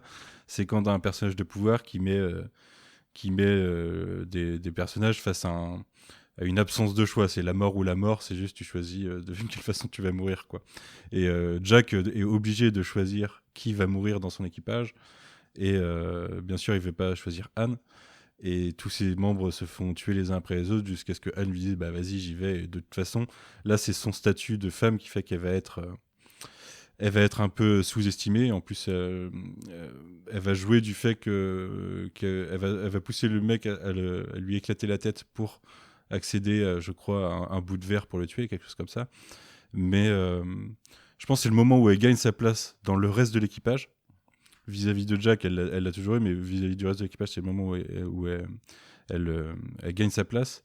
Mais à quel prix? Parce que derrière, en fait, elle passe le reste de la série à récupérer, quoi. Oui, parce que du coup, elle sacrifie sa main en fait en utilisant un morceau de verre pour tuer leur bourreau. Ouais, et puis elle prend un énorme coup de masse du maître d'équipage là, de la marine qui lui brise la moitié des os. Donc elle est alitée pendant la fin de la saison et la première moitié de la dernière saison, quoi. Mais c'est un personnage intéressant parce que, comme tu le disais, à la base, il y a c'est la sidekick de Jack qui est le sidekick de Vance. Mais elle se trouve au cours de la série parce qu'en fait, on se rend compte qu'elle a toujours été dans l'ombre de Rackham, qui l'a sauvée à la base. Et en fait, elle n'a de présence et d'existence que par lui. Et elle se rend compte à un moment qu'en fait, elle peut vivre en dehors de lui. Et lui ne s'est jamais rendu compte qu'il avait un côté oppressant sans le vouloir, en fait. C'est que il l'oppressait parce que elle pensait qu'elle devait forcément rester tout le temps avec lui, alors que lui ne lui a jamais dit que c'était le cas et était juste, c'est juste une évidence qu'ils étaient ensemble tout le temps, quoi. Mais je trouve ça intéressant vis-à-vis des deux personnages, ce moment-là, cette évolution, ça part aussi en trouble un petit peu avec Max, du coup, où les deux vont s'émanciper l'un de l'autre et doivent apprendre, en fait, même en souffrant, à se détacher de l'autre. J'ai trouvé ça assez intéressant comme arc, en tout cas. Même si au final, ils restent ensemble, Ouais. mais en ayant trouvé quelque part la paix chacun de leur côté, en fait. Ouais, et le pourquoi. Ouais. Toi, Raph, il y a une storyline ou un personnage ou quelque chose qui t'a particulièrement que tu retiens particulièrement? Bah bon, il y a toute la storyline de Rackham, ça j'en ai déjà parlé, du début à la fin, c'est mon perso préféré, et il a plein d'arcs super cool, et il évolue vraiment bien. Après, moi, il y a un personnage qui est horrible, mais que j'aime beaucoup, c'est Wood Rogers. Euh, Je mais en déteste. fait, il est horrible, Wood Rogers, enfin vraiment, mais quand on te le présente au début, c'est un mec bien. Enfin, vraiment, quand tu le vois au début, c'est un mec qui a un plan, qui a un projet, qui a des convictions et qui pense que, bah, comme on l'a dit, les choses peuvent être réglées pacifiquement, que les pirates sont pas si terribles que ça, faut arrêter, machin et tout. Après, bon, il a une carrière de chasseur de pirates derrière lui, Ouais, machin, voilà, mais, on sait mais rapidement qu'il a quand commis des horreurs. c'est ça, mais quand il est envoyé à Nassau, en tout cas dans la série, on te le présente comme c'est un peu l'archétype du capitaine de la marine. C'est comment il s'appelle? C'est Norrington dans Pirates des Caraïbes. Enfin, c'est vraiment le même genre de personnage, quoi. C'est le mec droit dans ses bottes, machin. Et bon, et ben comme tous les personnages de la série, il va devenir horrible parce qu'il va commettre des exactions, parce qu'il va notamment il va torturer et tuer Barbe Noire d'une manière Oh, c'est horrible. horrible. Cette C'est scène, horrible. Bah, franchement, cette scène, c'est dans la continuité de ce que je racontais. Bah, ça se passe un petit peu avant, du coup. ouais, c'est ça. Ouais. Et c'est de l'horreur psychologique. Et surtout, il C'est n'y a pas, compliqué. il y a pas de musique, il n'y a pas de bruit, enfin, il n'y a pas de dialogue pendant cette scène et elle dure 5 minutes. Et c'est 5 Ouais, j'aurais dit minutes plus, même. ou même plus, ouais. Et c'est horrible. Enfin, et lui, il est en mode, j'aime trop ce qui se passe, c'est trop bien et tout machin. Et toi, t'es là, genre, c'est quand même une belle saloperie. Mais par contre, ce perso, du coup, je trouve que son évolution est vraiment bien amenée parce que il y a aussi tout un. Au début, on te le met face à face avec Flint et on te dit enfin, on te fait croire que c'est un peu son égal dans le camp du bien en te disant, bah regarde, maintenant Flint, il est un peu sa némésis, c'est Wood Rogers et tout. Bon, très rapidement, tu te rends compte que pas tant que ça, quoi. Mais du coup, bah, je trouve le perso super. De la même façon, en fait, que Spike dans Buffy contre les vampires, c'est un personnage que tu adores détester qui a des moments de bravoure et des moments cool, mais que fondamentalement ça reste une ordure, quoi. Ouais, c'est plus ambigu Spike encore. Mais Ouais. on en reparlera dans un autre podcast. Moi, je pense bah, alors j'aime beaucoup Flint et, euh, et Long John Silver. Je pense que c'est John, l'arc de John, mon préféré. Qui arrive comme un perso que j'aimais pas trop en saison 1. C'est un petit con opportuniste en fait, qui essaye de se faufiler dans les trous et de voir son avantage partout. Et en fait, qui évolue au contact de Flint, particulièrement en saison 2 et 3. Et je trouve son arc intéressant parce que lui, en fait, il se trouve un but. Il se trouve une raison d'exister, une raison de combattre. Et en parallèle, il est un petit peu l'observateur ou le juge ou l'arbitre, surtout observateur de Flint, parce que c'est lui qui est le plus proche de lui pendant longtemps, et qui va justement acquérir cette compréhension de pourquoi le personnage fonctionne comme ça. Ils vont vraiment devenir amis. Euh, et, euh, et ouais, je trouve que il apporte... en fait, c'est le contrepoids de Flint, dans le sens où ils finissent par se comprendre, par évoluer dans une direction qui est commune. Mais lui, il est tellement intelligent, en fait. C'est peut-être probablement, avec Flint, le personnage le plus intelligent de la série. C'est un beau parleur. Alors, il y a un côté, d'ailleurs, dans la série qui est un petit peu exagéré. C'est un peu comme Luffy dans One Piece, pour ceux qui ont lu. C'est que c'est facile, quoi. Quand ils fonctionnent ensemble, c'est facile. Ils arrivent à tout faire, en fait. Ils arrivent à tout manipuler et à faire avancer les choses dans leur sens. Et du coup, s'ils fonctionnent l'un contre l'autre, ils vont réussir à aussi faire en sorte de tout faire foirer dans le sens de tout le monde. Ce qui est aussi générateur d'intrigue, hein, puisque une grande partie de la tension de la fin de série fonctionne sur ça, sur est-ce qu'ils vont se trahir, en fait, mutuellement, parce que ça peut aller très loin s'ils se trahissent. Mais ouais, je trouve que c'est plus intéressant parce qu'au final, dans cet esprit série de gauche, on va dire, il prend la trajectoire, il absorbe le parcours de Flint et les objectifs de Flint, mais finit par se rendre compte que moralement, ça peut pas passer, en fait. Ça va tous les détruire s'ils vont dans cette direction. Et il choisit plutôt d'essayer de vivre plutôt que d'essayer de se battre avec un combat infini, quoi. Je trouve le personnage assez cool pour ça. Il commence SOSDEM et il finit NPA.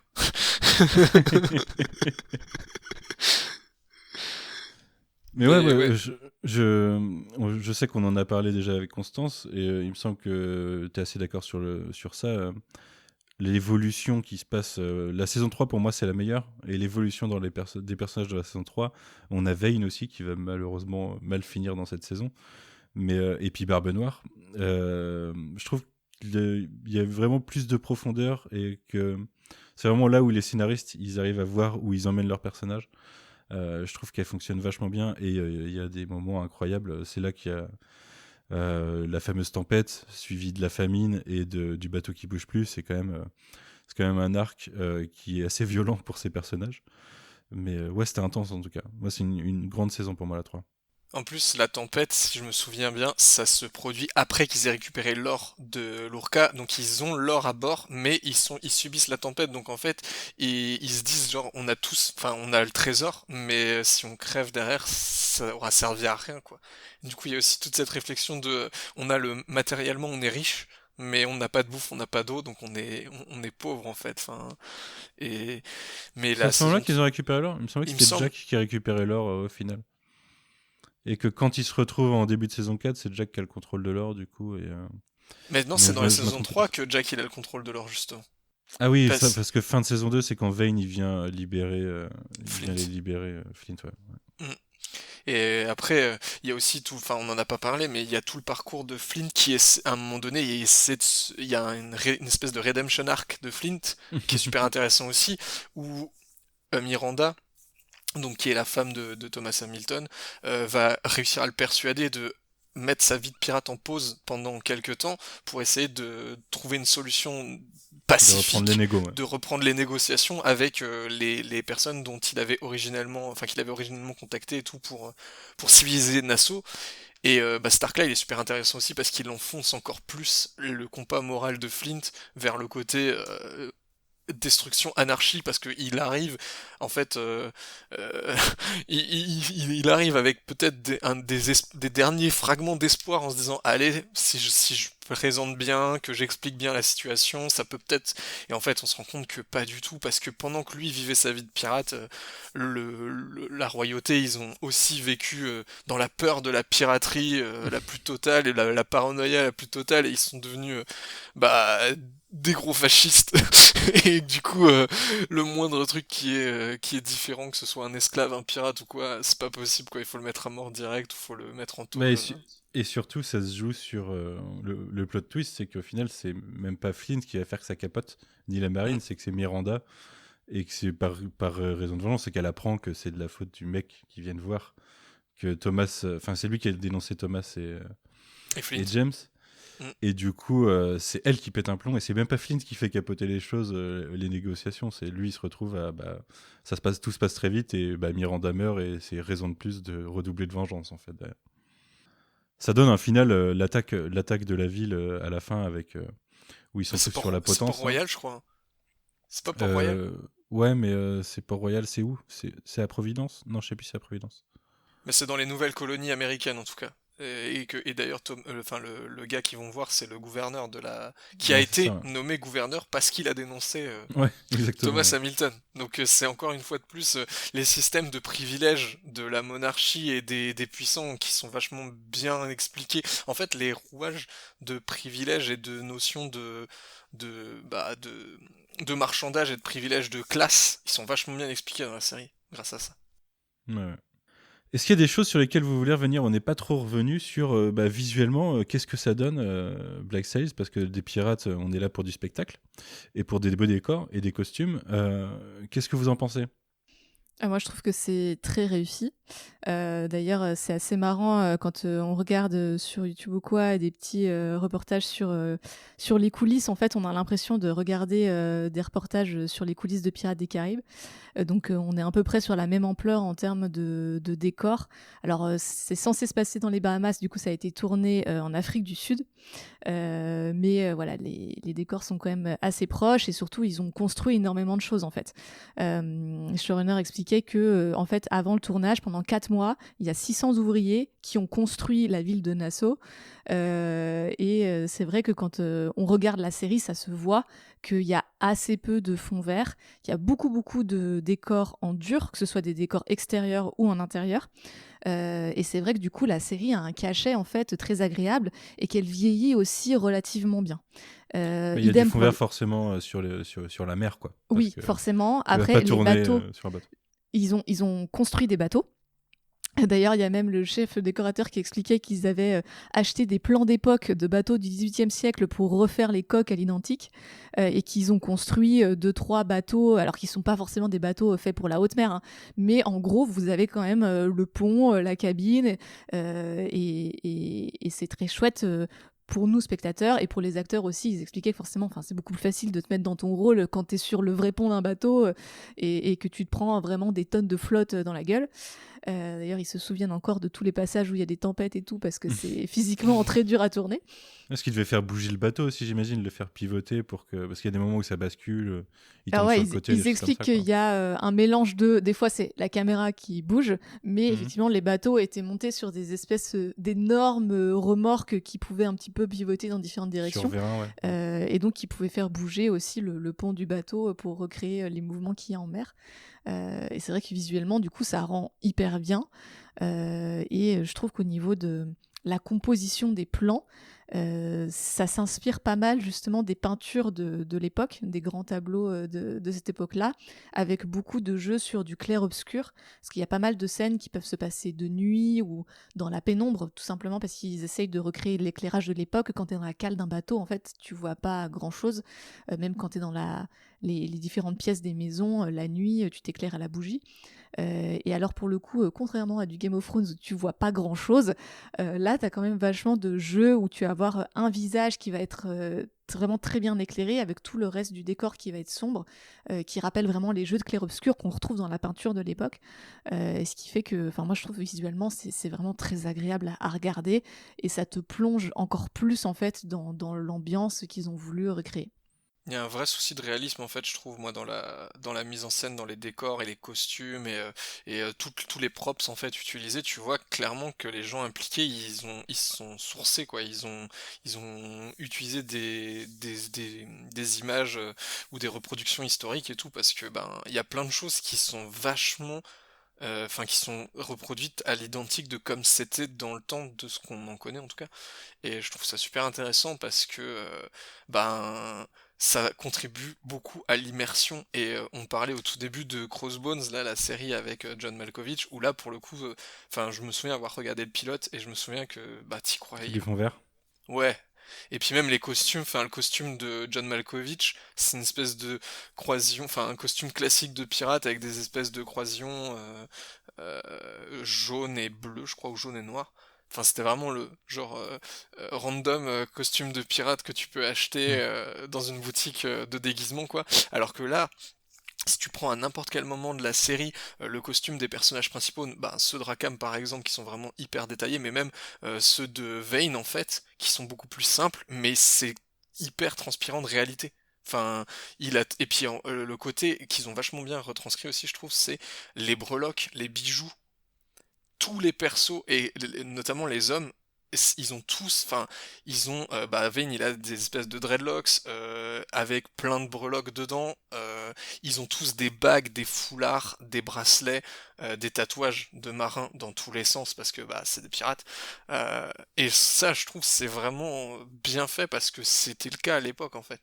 Quand ils pillaient un bateau et qu'ils trouvaient des bijoux, quand tu ne pouvais pas diviser en fait le butin en deniers, en or, bah tu divisais le matériel. Du coup, les marins, c'était pas rare qu'ils repartaient avec une boucle d'oreille, avec une broche, avec une bague, un bracelet, parce que c'était le seul truc du butin qu'ils pouvaient prendre avec eux. Et du coup, ils le portent Mhm. sur eux en permanence parce qu'ils sont sûrs qu'ils se le font pas tirer pendant la nuit ou autre, tu vois. Ouais.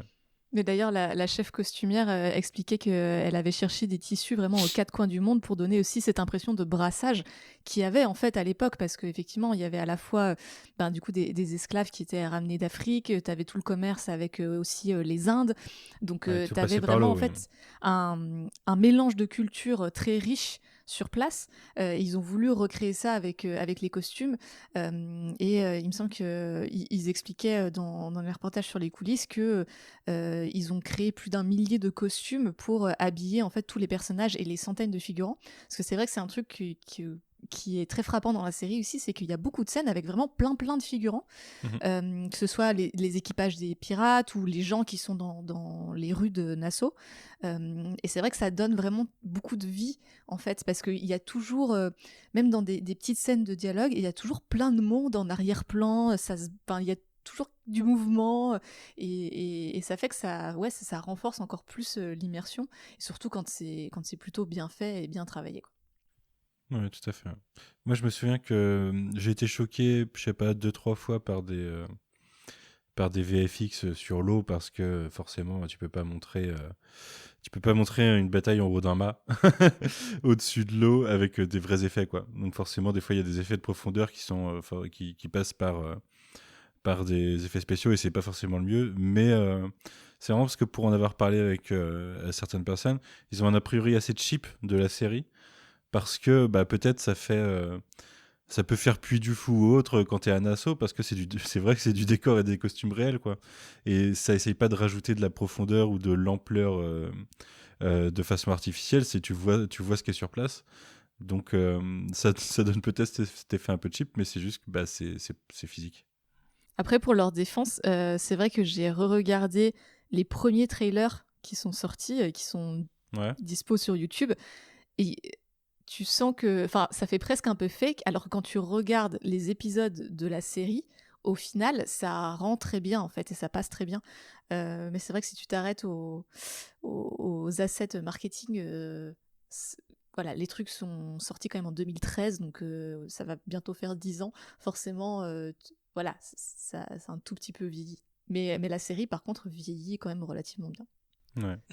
Ouais, il y a un truc dont on n'a pas du tout parlé, mais qui est à mon sens hyper important, c'est le générique de la série, qui est fou, enfin qui est incroyable. Alors déjà la musique de toute la série est folle, c'est Bear McCreary le compositeur, donc gros compositeur qui a fait plein de chefs-d'œuvre. Mais Battlestar Galactica notamment. ouais, et le dernier God of War aussi. Et ben la musique en fait utilise des instruments de l'époque. Donc elle utilise des vielles à roue, des violons, des guitares, des percussions, des pianos désaccordés et plein d'instruments en fait qu'on trouvait à l'époque, et du coup ça renforce encore plus je trouve l'immersion, parce que ben alors il y a de la musique du générique qui est vraiment super cool, le générique en lui-même est super beau avec des sculptures noires et blanches machin, une espèce d'effet un peu d'eau comme ça. Et par contre la musique dans la série en fait, la musique diégétique est super cool parce que elle est frénétique quand il y a des combats de bateaux, quand il y a des scènes d'action, mais elle est aussi, quand il y a les scènes à Nassau, t'as toujours une espèce de musique en fond sonore très calme, très détente, où tu t'entends le bruit des vagues, enfin l'ambiance sonore globalement elle est incroyable, parce que t'entends les rues de Nassau qui vivent, et tu les imagines vraiment en fait, et quand t'es dans le bordel, t'entends les gens qui se mettent bien à l'étage et tout, et quand t'es dans la taverne, bah t'entends les gens qui cassent des chopes, les mecs qui se tapent dessus ou qui s'engueulent, c'est super bien fait je trouve. Et au contraire, comme disait Manu, dans certaines scènes très tendues, il y a justement une utilisation du silence et de la Mm. non-musique qui est très intéressante et qui renforce beaucoup la tension qu'on peut ressentir. Oui, la scène de Barbe Noire dont on parlait tout à l'heure, l'exécution de Barbe Noire, c'est long. C'est long. Et ça s'arrête jamais. Du coup, avant que je vous pose la question finale, est-ce qu'il y a un autre truc dont vous voulez parler ? Je voulais souligner un autre point fort de la série, on l'a déjà un petit peu abordé, c'est effectivement le côté réaliste et mise en scène de ce qui se passe vraiment sur un bateau de pirates. Et il y a pas mal de discussions un peu techniques en fait sur les techniques de navigation, sur les techniques d'attaque. Et à la fois, en tant que spectateur, c'est marrant parce que t'apprends des trucs. Moi, je connais rien à la navigation. J'ai découvert comme ça d'où venaient les nœuds marins en fait. Avec quand ils calculent leur vitesse en balançant une corde avec des nœuds tous les un certain. Ouais, voilà, il y a plein de petites anecdotes comme ça, en fait, sur la réalité de la navigation. Et du coup, bon, au-delà du fait de toi, ça t'apprend des trucs façon un peu C'est pas sorcier, tu comprends aussi les enjeux qu'il y a pour les personnages. Parce que justement, comme on l'a dit, dans cette volonté de réalisme, t'as aussi plein de questions techniques que tu te poses pas dans d'autres films de pirates, où là, ils t'expliquent qu'ah non, bah, le vent, il est à telle vitesse, puis à tel angle, alors du coup, on va pas pouvoir tourner, en fait. Et ça prend 5 minutes pour discuter de, du coup, qu'est-ce qu'on va faire. Et ça te... Enfin, je trouve que c'est très fort d'arriver à te rendre intéressant des problèmes techniques comme ça et en faire des mini-points de scénario et de tension. Et ça te met vraiment aux côtés en fait des pirates, jusque dans les trucs les plus dégueux, parce que ben, notamment la façon dont Barbe Noire meurt est un vrai supplice qui aurait C'est existé inventif à en tout cas. l'époque. Voilà, qui s'appelle le supplice de la cale, qui, je vais peut-être pas vous le décrire, mais vous pouvez googler si vous voulez. Et c'est le genre de truc où tu le regardes et tu dis non, c'est pas possible, c'est genre les scénaristes un peu sadiques de la série qui ont inventé ça. Mais non, c'est un vrai truc. Et c'est comme ça qu'ils insèrent en fait des mini... des petites pépites du lore, de la réalité des pirates de l'époque, qui fait que la série est très renseignée et t'étonne toujours, en fait, te surprend toujours, enfin, à moins que t'aies fait une thèse sur la piraterie, t'apprends toujours des trucs à chaque épisode, quoi. Ouais. Eh ben écoutez, je passe à ce qui va nous servir un petit peu de conclusion. C'est-à-dire, on a parlé un petit peu du fait que c'était un préquel, L'île au trésor.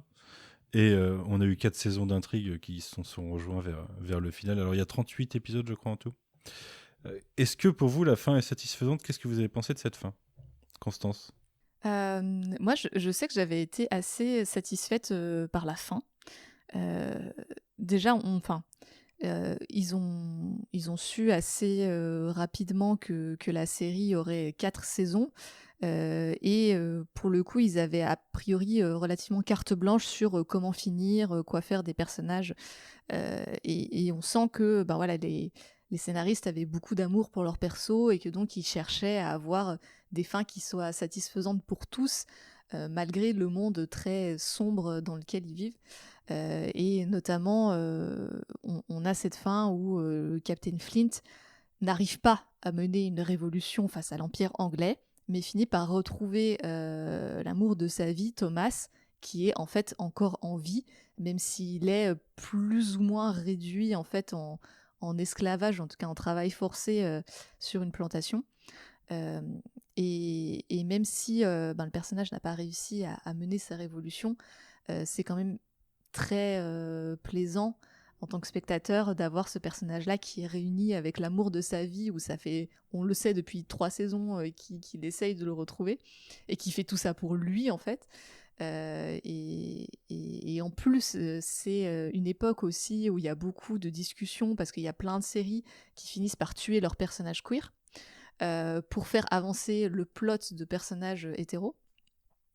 Et là, pour le coup, ben, je pense que les scénaristes de la série auraient totalement pu tuer Captain Flint, mais ils ont aussi choisi de donner ben, cette fin à ce personnage qui est une fin heureuse, même si, attention, ils nous font un peu une Dark Knight Rises, dans le sens où la scène est filmée de telle manière qu'on peut l'interpréter soit comme étant la réalité, soit comme étant une espèce de fin fantasmée, un Racontez rêve en ou tout cas. quelque chose, ou raconté. Donc voilà, il y a un petit peu cette ambiguïté-là qui reste sur la fin de la série.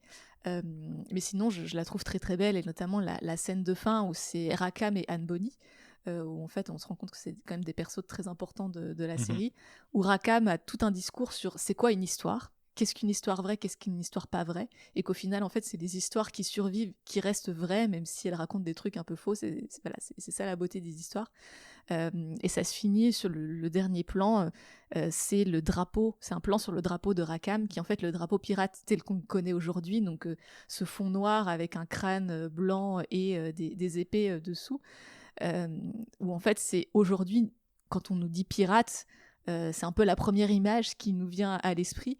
Et pour une série qui a joué justement un petit peu sur les préjugés et les clichés qu'on pouvait avoir sur les pirates, en essayant de les déconstruire, ou en tout cas de les ébranler un petit peu, de finir sur cette image-là des pirates qu'on connaît dans notre culture actuelle, je trouve que c'est assez fort, c'est un peu la boucle est bouclée et en plus ils repartent à l'aventure. On sait, si vous connaissez un peu la vraie vie de Rackham et de Anne-Bonny, leur fin est pas hyper glorieuse.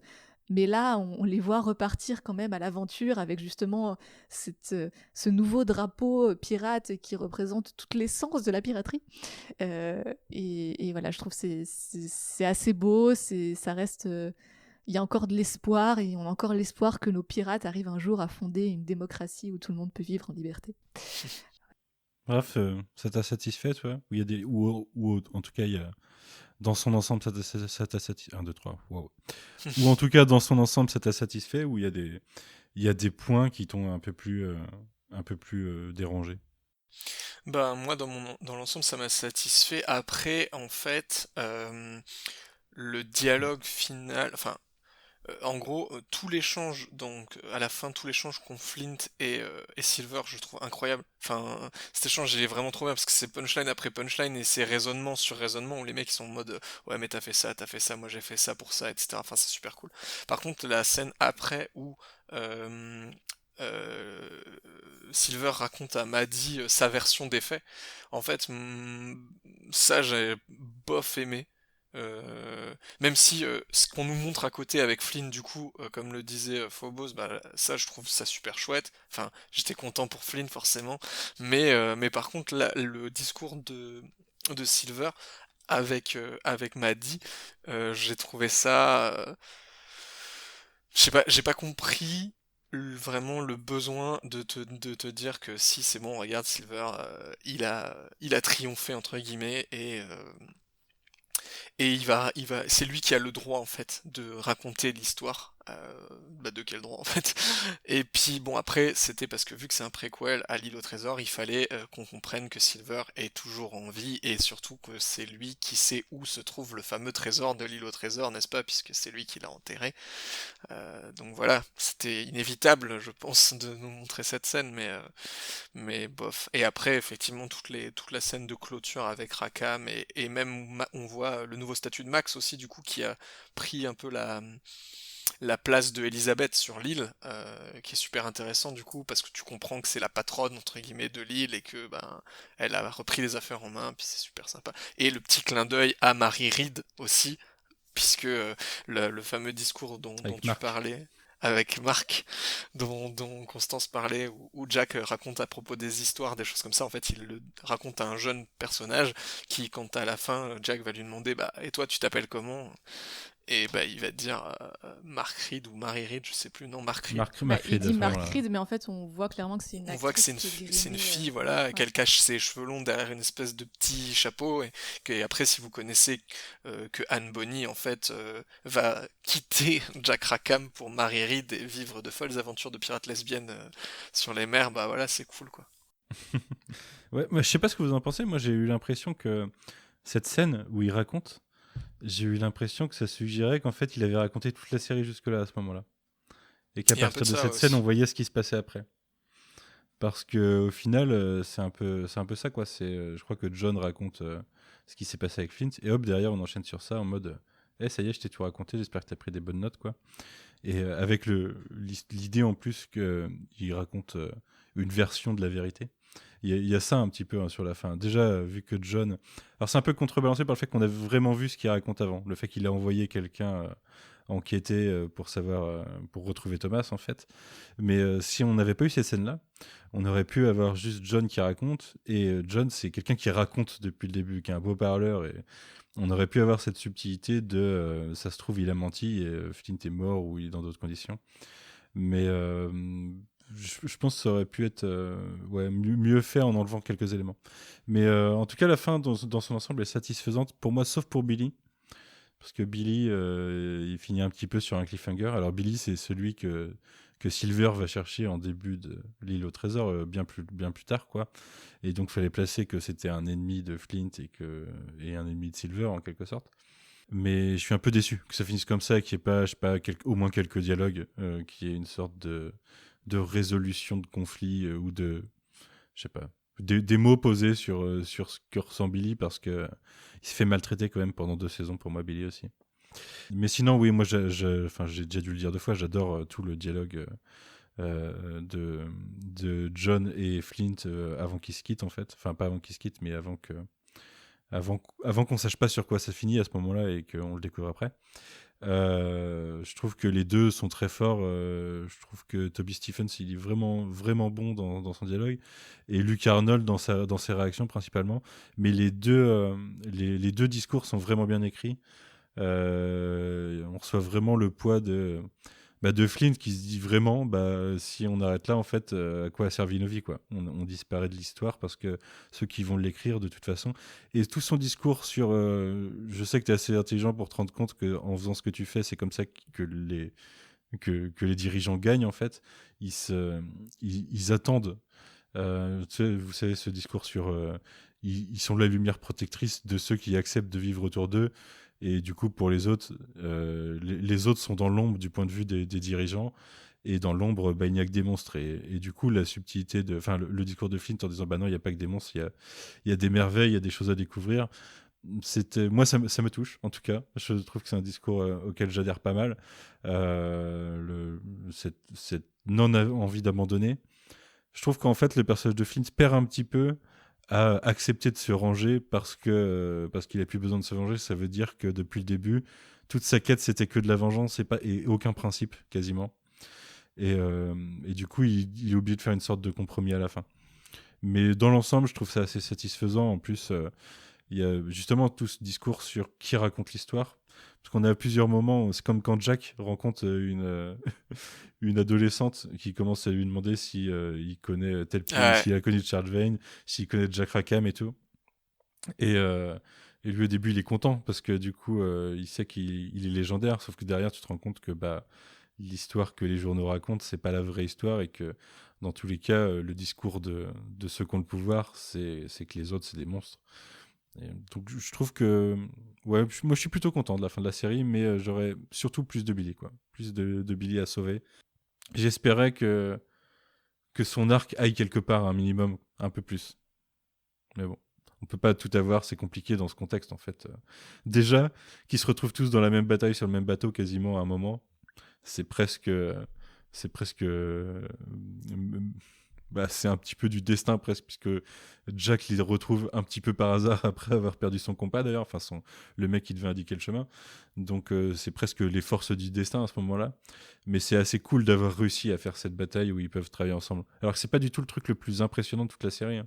Le combat final entre l'équipage de Wood Rogers et leur équipage, ça se tient pas à grand chose par rapport à des batailles qu'on a eues avec plein de bateaux, l'invasion de la baie ou des choses comme ça. C'est pas impressionnant, mais c'est d'un point de vue personnage, ça boucle bien les choses, quoi. Voilà, écoutez, est-ce que vous avez quelque chose à rajouter? Est-ce que dans l'ensemble, pour vous, c'est une bonne série, c'est une très bonne série, c'est quelque chose que vous conseillez à tout le monde? C'est une très bonne série que je conseille à tout le monde, mais que je conseille à des publics vachement différents. C'est-à-dire que forcément les gens qui aiment les pirates, oui. Les gens qui aiment les séries vraiment d'aventure et qui ne sont pas trop longues, parce que mine de rien, 4 saisons ça va quoi. Enfin je veux dire, il y a des séries bien plus 38 longues que ça. épisodes, c'est tranquille, ouais, par Ouais rapport à voilà. certains trucs. Ouais. Et aussi des gens qui sont peut-être dans un positionnement politique un peu de gauche. Voilà, parce que mine de rien, c'est une série qui fait plaisir dans ce sens-là, parce que ça apporte une forme de représentation, et puis les gens queer, regardez cette série, hein, parce que franchement, vous en aurez pas souvent des séries qui mettront en lumière des personnages queer aussi bien en fait, aussi bien écrits. C'est malheureusement. Oui, pour moi, je pense que ça reste encore à ce jour la meilleure série que j'ai jamais vue. Je pense que c'est une série qui est vraiment énormément sous-estimée. Que mine de rien, il y a quand même des gens qui la redécouvrent un petit peu régulièrement là, ces derniers mois, ces dernières années. Mais oui, je la recommande très fortement. Après, je mettrai juste un petit warning sur la saison 1 qui peut être un petit peu difficile à passer, qui peut paraître un poil racoleuse au début, avec un trigger warning pour un viol en saison 1. Mais sinon, franchement, allez-y, que vous aimiez les pirates, les séries historiques, les séries d'aventure, ou que vous vouliez voir plein de personnages queer qui font des trucs très cool. Franchement, allez-y, c'est très bien joué, c'est très beau, c'est prenant, vous ne le regretterez pas. Alors, je ne l'ai pas précisé d'ailleurs, mais ma découverte s'est faite via MyCanal, puisque la série est sur Canal+ depuis un moment. Et j'ai pas vu d'annonce de départ pour l'instant, donc vous pouvez voir la série sur Canal. J'ai eu des problèmes de sous-titres sur une partie de la série quand il y a des dialogues en espagnol où ils ne traduisaient pas. Surtout sur la saison 3 ou début de saison 4, mais sur la deuxième partie de saison 4, il n'y avait pas de problème. Peut-être qu'ils ont corrigé, je leur avais signalé, mais voilà. Donc vous avez un moyen légal, sans avoir besoin de pirater, de voir cette série. Profitez-en. Et puis, écoutez, on se retrouve une prochaine fois et de toute façon, dès demain pour continuer à parler pirates. En attendant, est-ce que vous avez des actus, Constance? Est-ce que tu as des actus par rapport à, je sais pas, le cosplay, Outrider, Land Rider? T'es pas trop Land Rider, toi, je crois? Non, j'ai fait un épisode où j'ai discuté de c'est quoi de vivre avec un fan de Warhammer, avec d'autres compagnes de fans de Warhammer. Donc voilà, c'était bien amusé. Non, mais sinon, vous pouvez entendre ma douce voix vous recommander Shadow and Bone dans le calendrier de l'Avent du podcast Spoilers. Et vous pourrez bientôt m'entendre parler de Harley Quinn. Sur First Print. Sur First Print, tout à fait. Écoutez et regardez Harley Quinn, mais écoutez le podcast quand il sort. Écoutez First Print de toute façon. Alors j'ai choqué Corentin en lui disant qu'il sortait pas assez de podcasts parce que je suis à jour de tout ce qu'ils ont sorti. Ça l'a un petit peu choqué, mais ouais, écoutez First Print, ils font des bons podcasts. J'ai vu des Spotify récap qui sont du même avis que toi. Raph, t'as des actus en ce moment? Toi, on t'a entendu à la fois dans Outrider et Land Rider, puisque tu es aussi une grosse goule. C'est ça, je suis une énorme goule, donc si vous voulez m'entendre ma douce voix, je suis dans plusieurs épisodes de Land Rider et Outrider, donc n'hésitez pas, et puis allez soutenir ce magnifique podcast, enfin ces magnifiques podcasts, The Rider Podcast comme on les appelle, des magnifiques personnes. Et sinon, vous pouvez me suivre sur le réseau social de l'Oiseau Bleu, @raf_ryan67, voilà. Et puis c'est là où je suis le plus actif finalement. Il y aura le lien dans la description de ce podcast de toute façon vers ton Twitter. Merci beaucoup. Je précise d'ailleurs que si vous écoutez ce podcast hier, il y a le Land Rider de la semaine spéciale pirate qui est sorti. Et demain, il y aura le dernier podcast One Piece.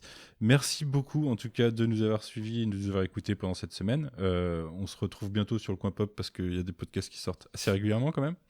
Mais je vais me reposer un petit peu après cette fin de semaine, je vous avoue. Parce que là, au moment où on enregistre, j'ai une semaine de montage derrière à faire.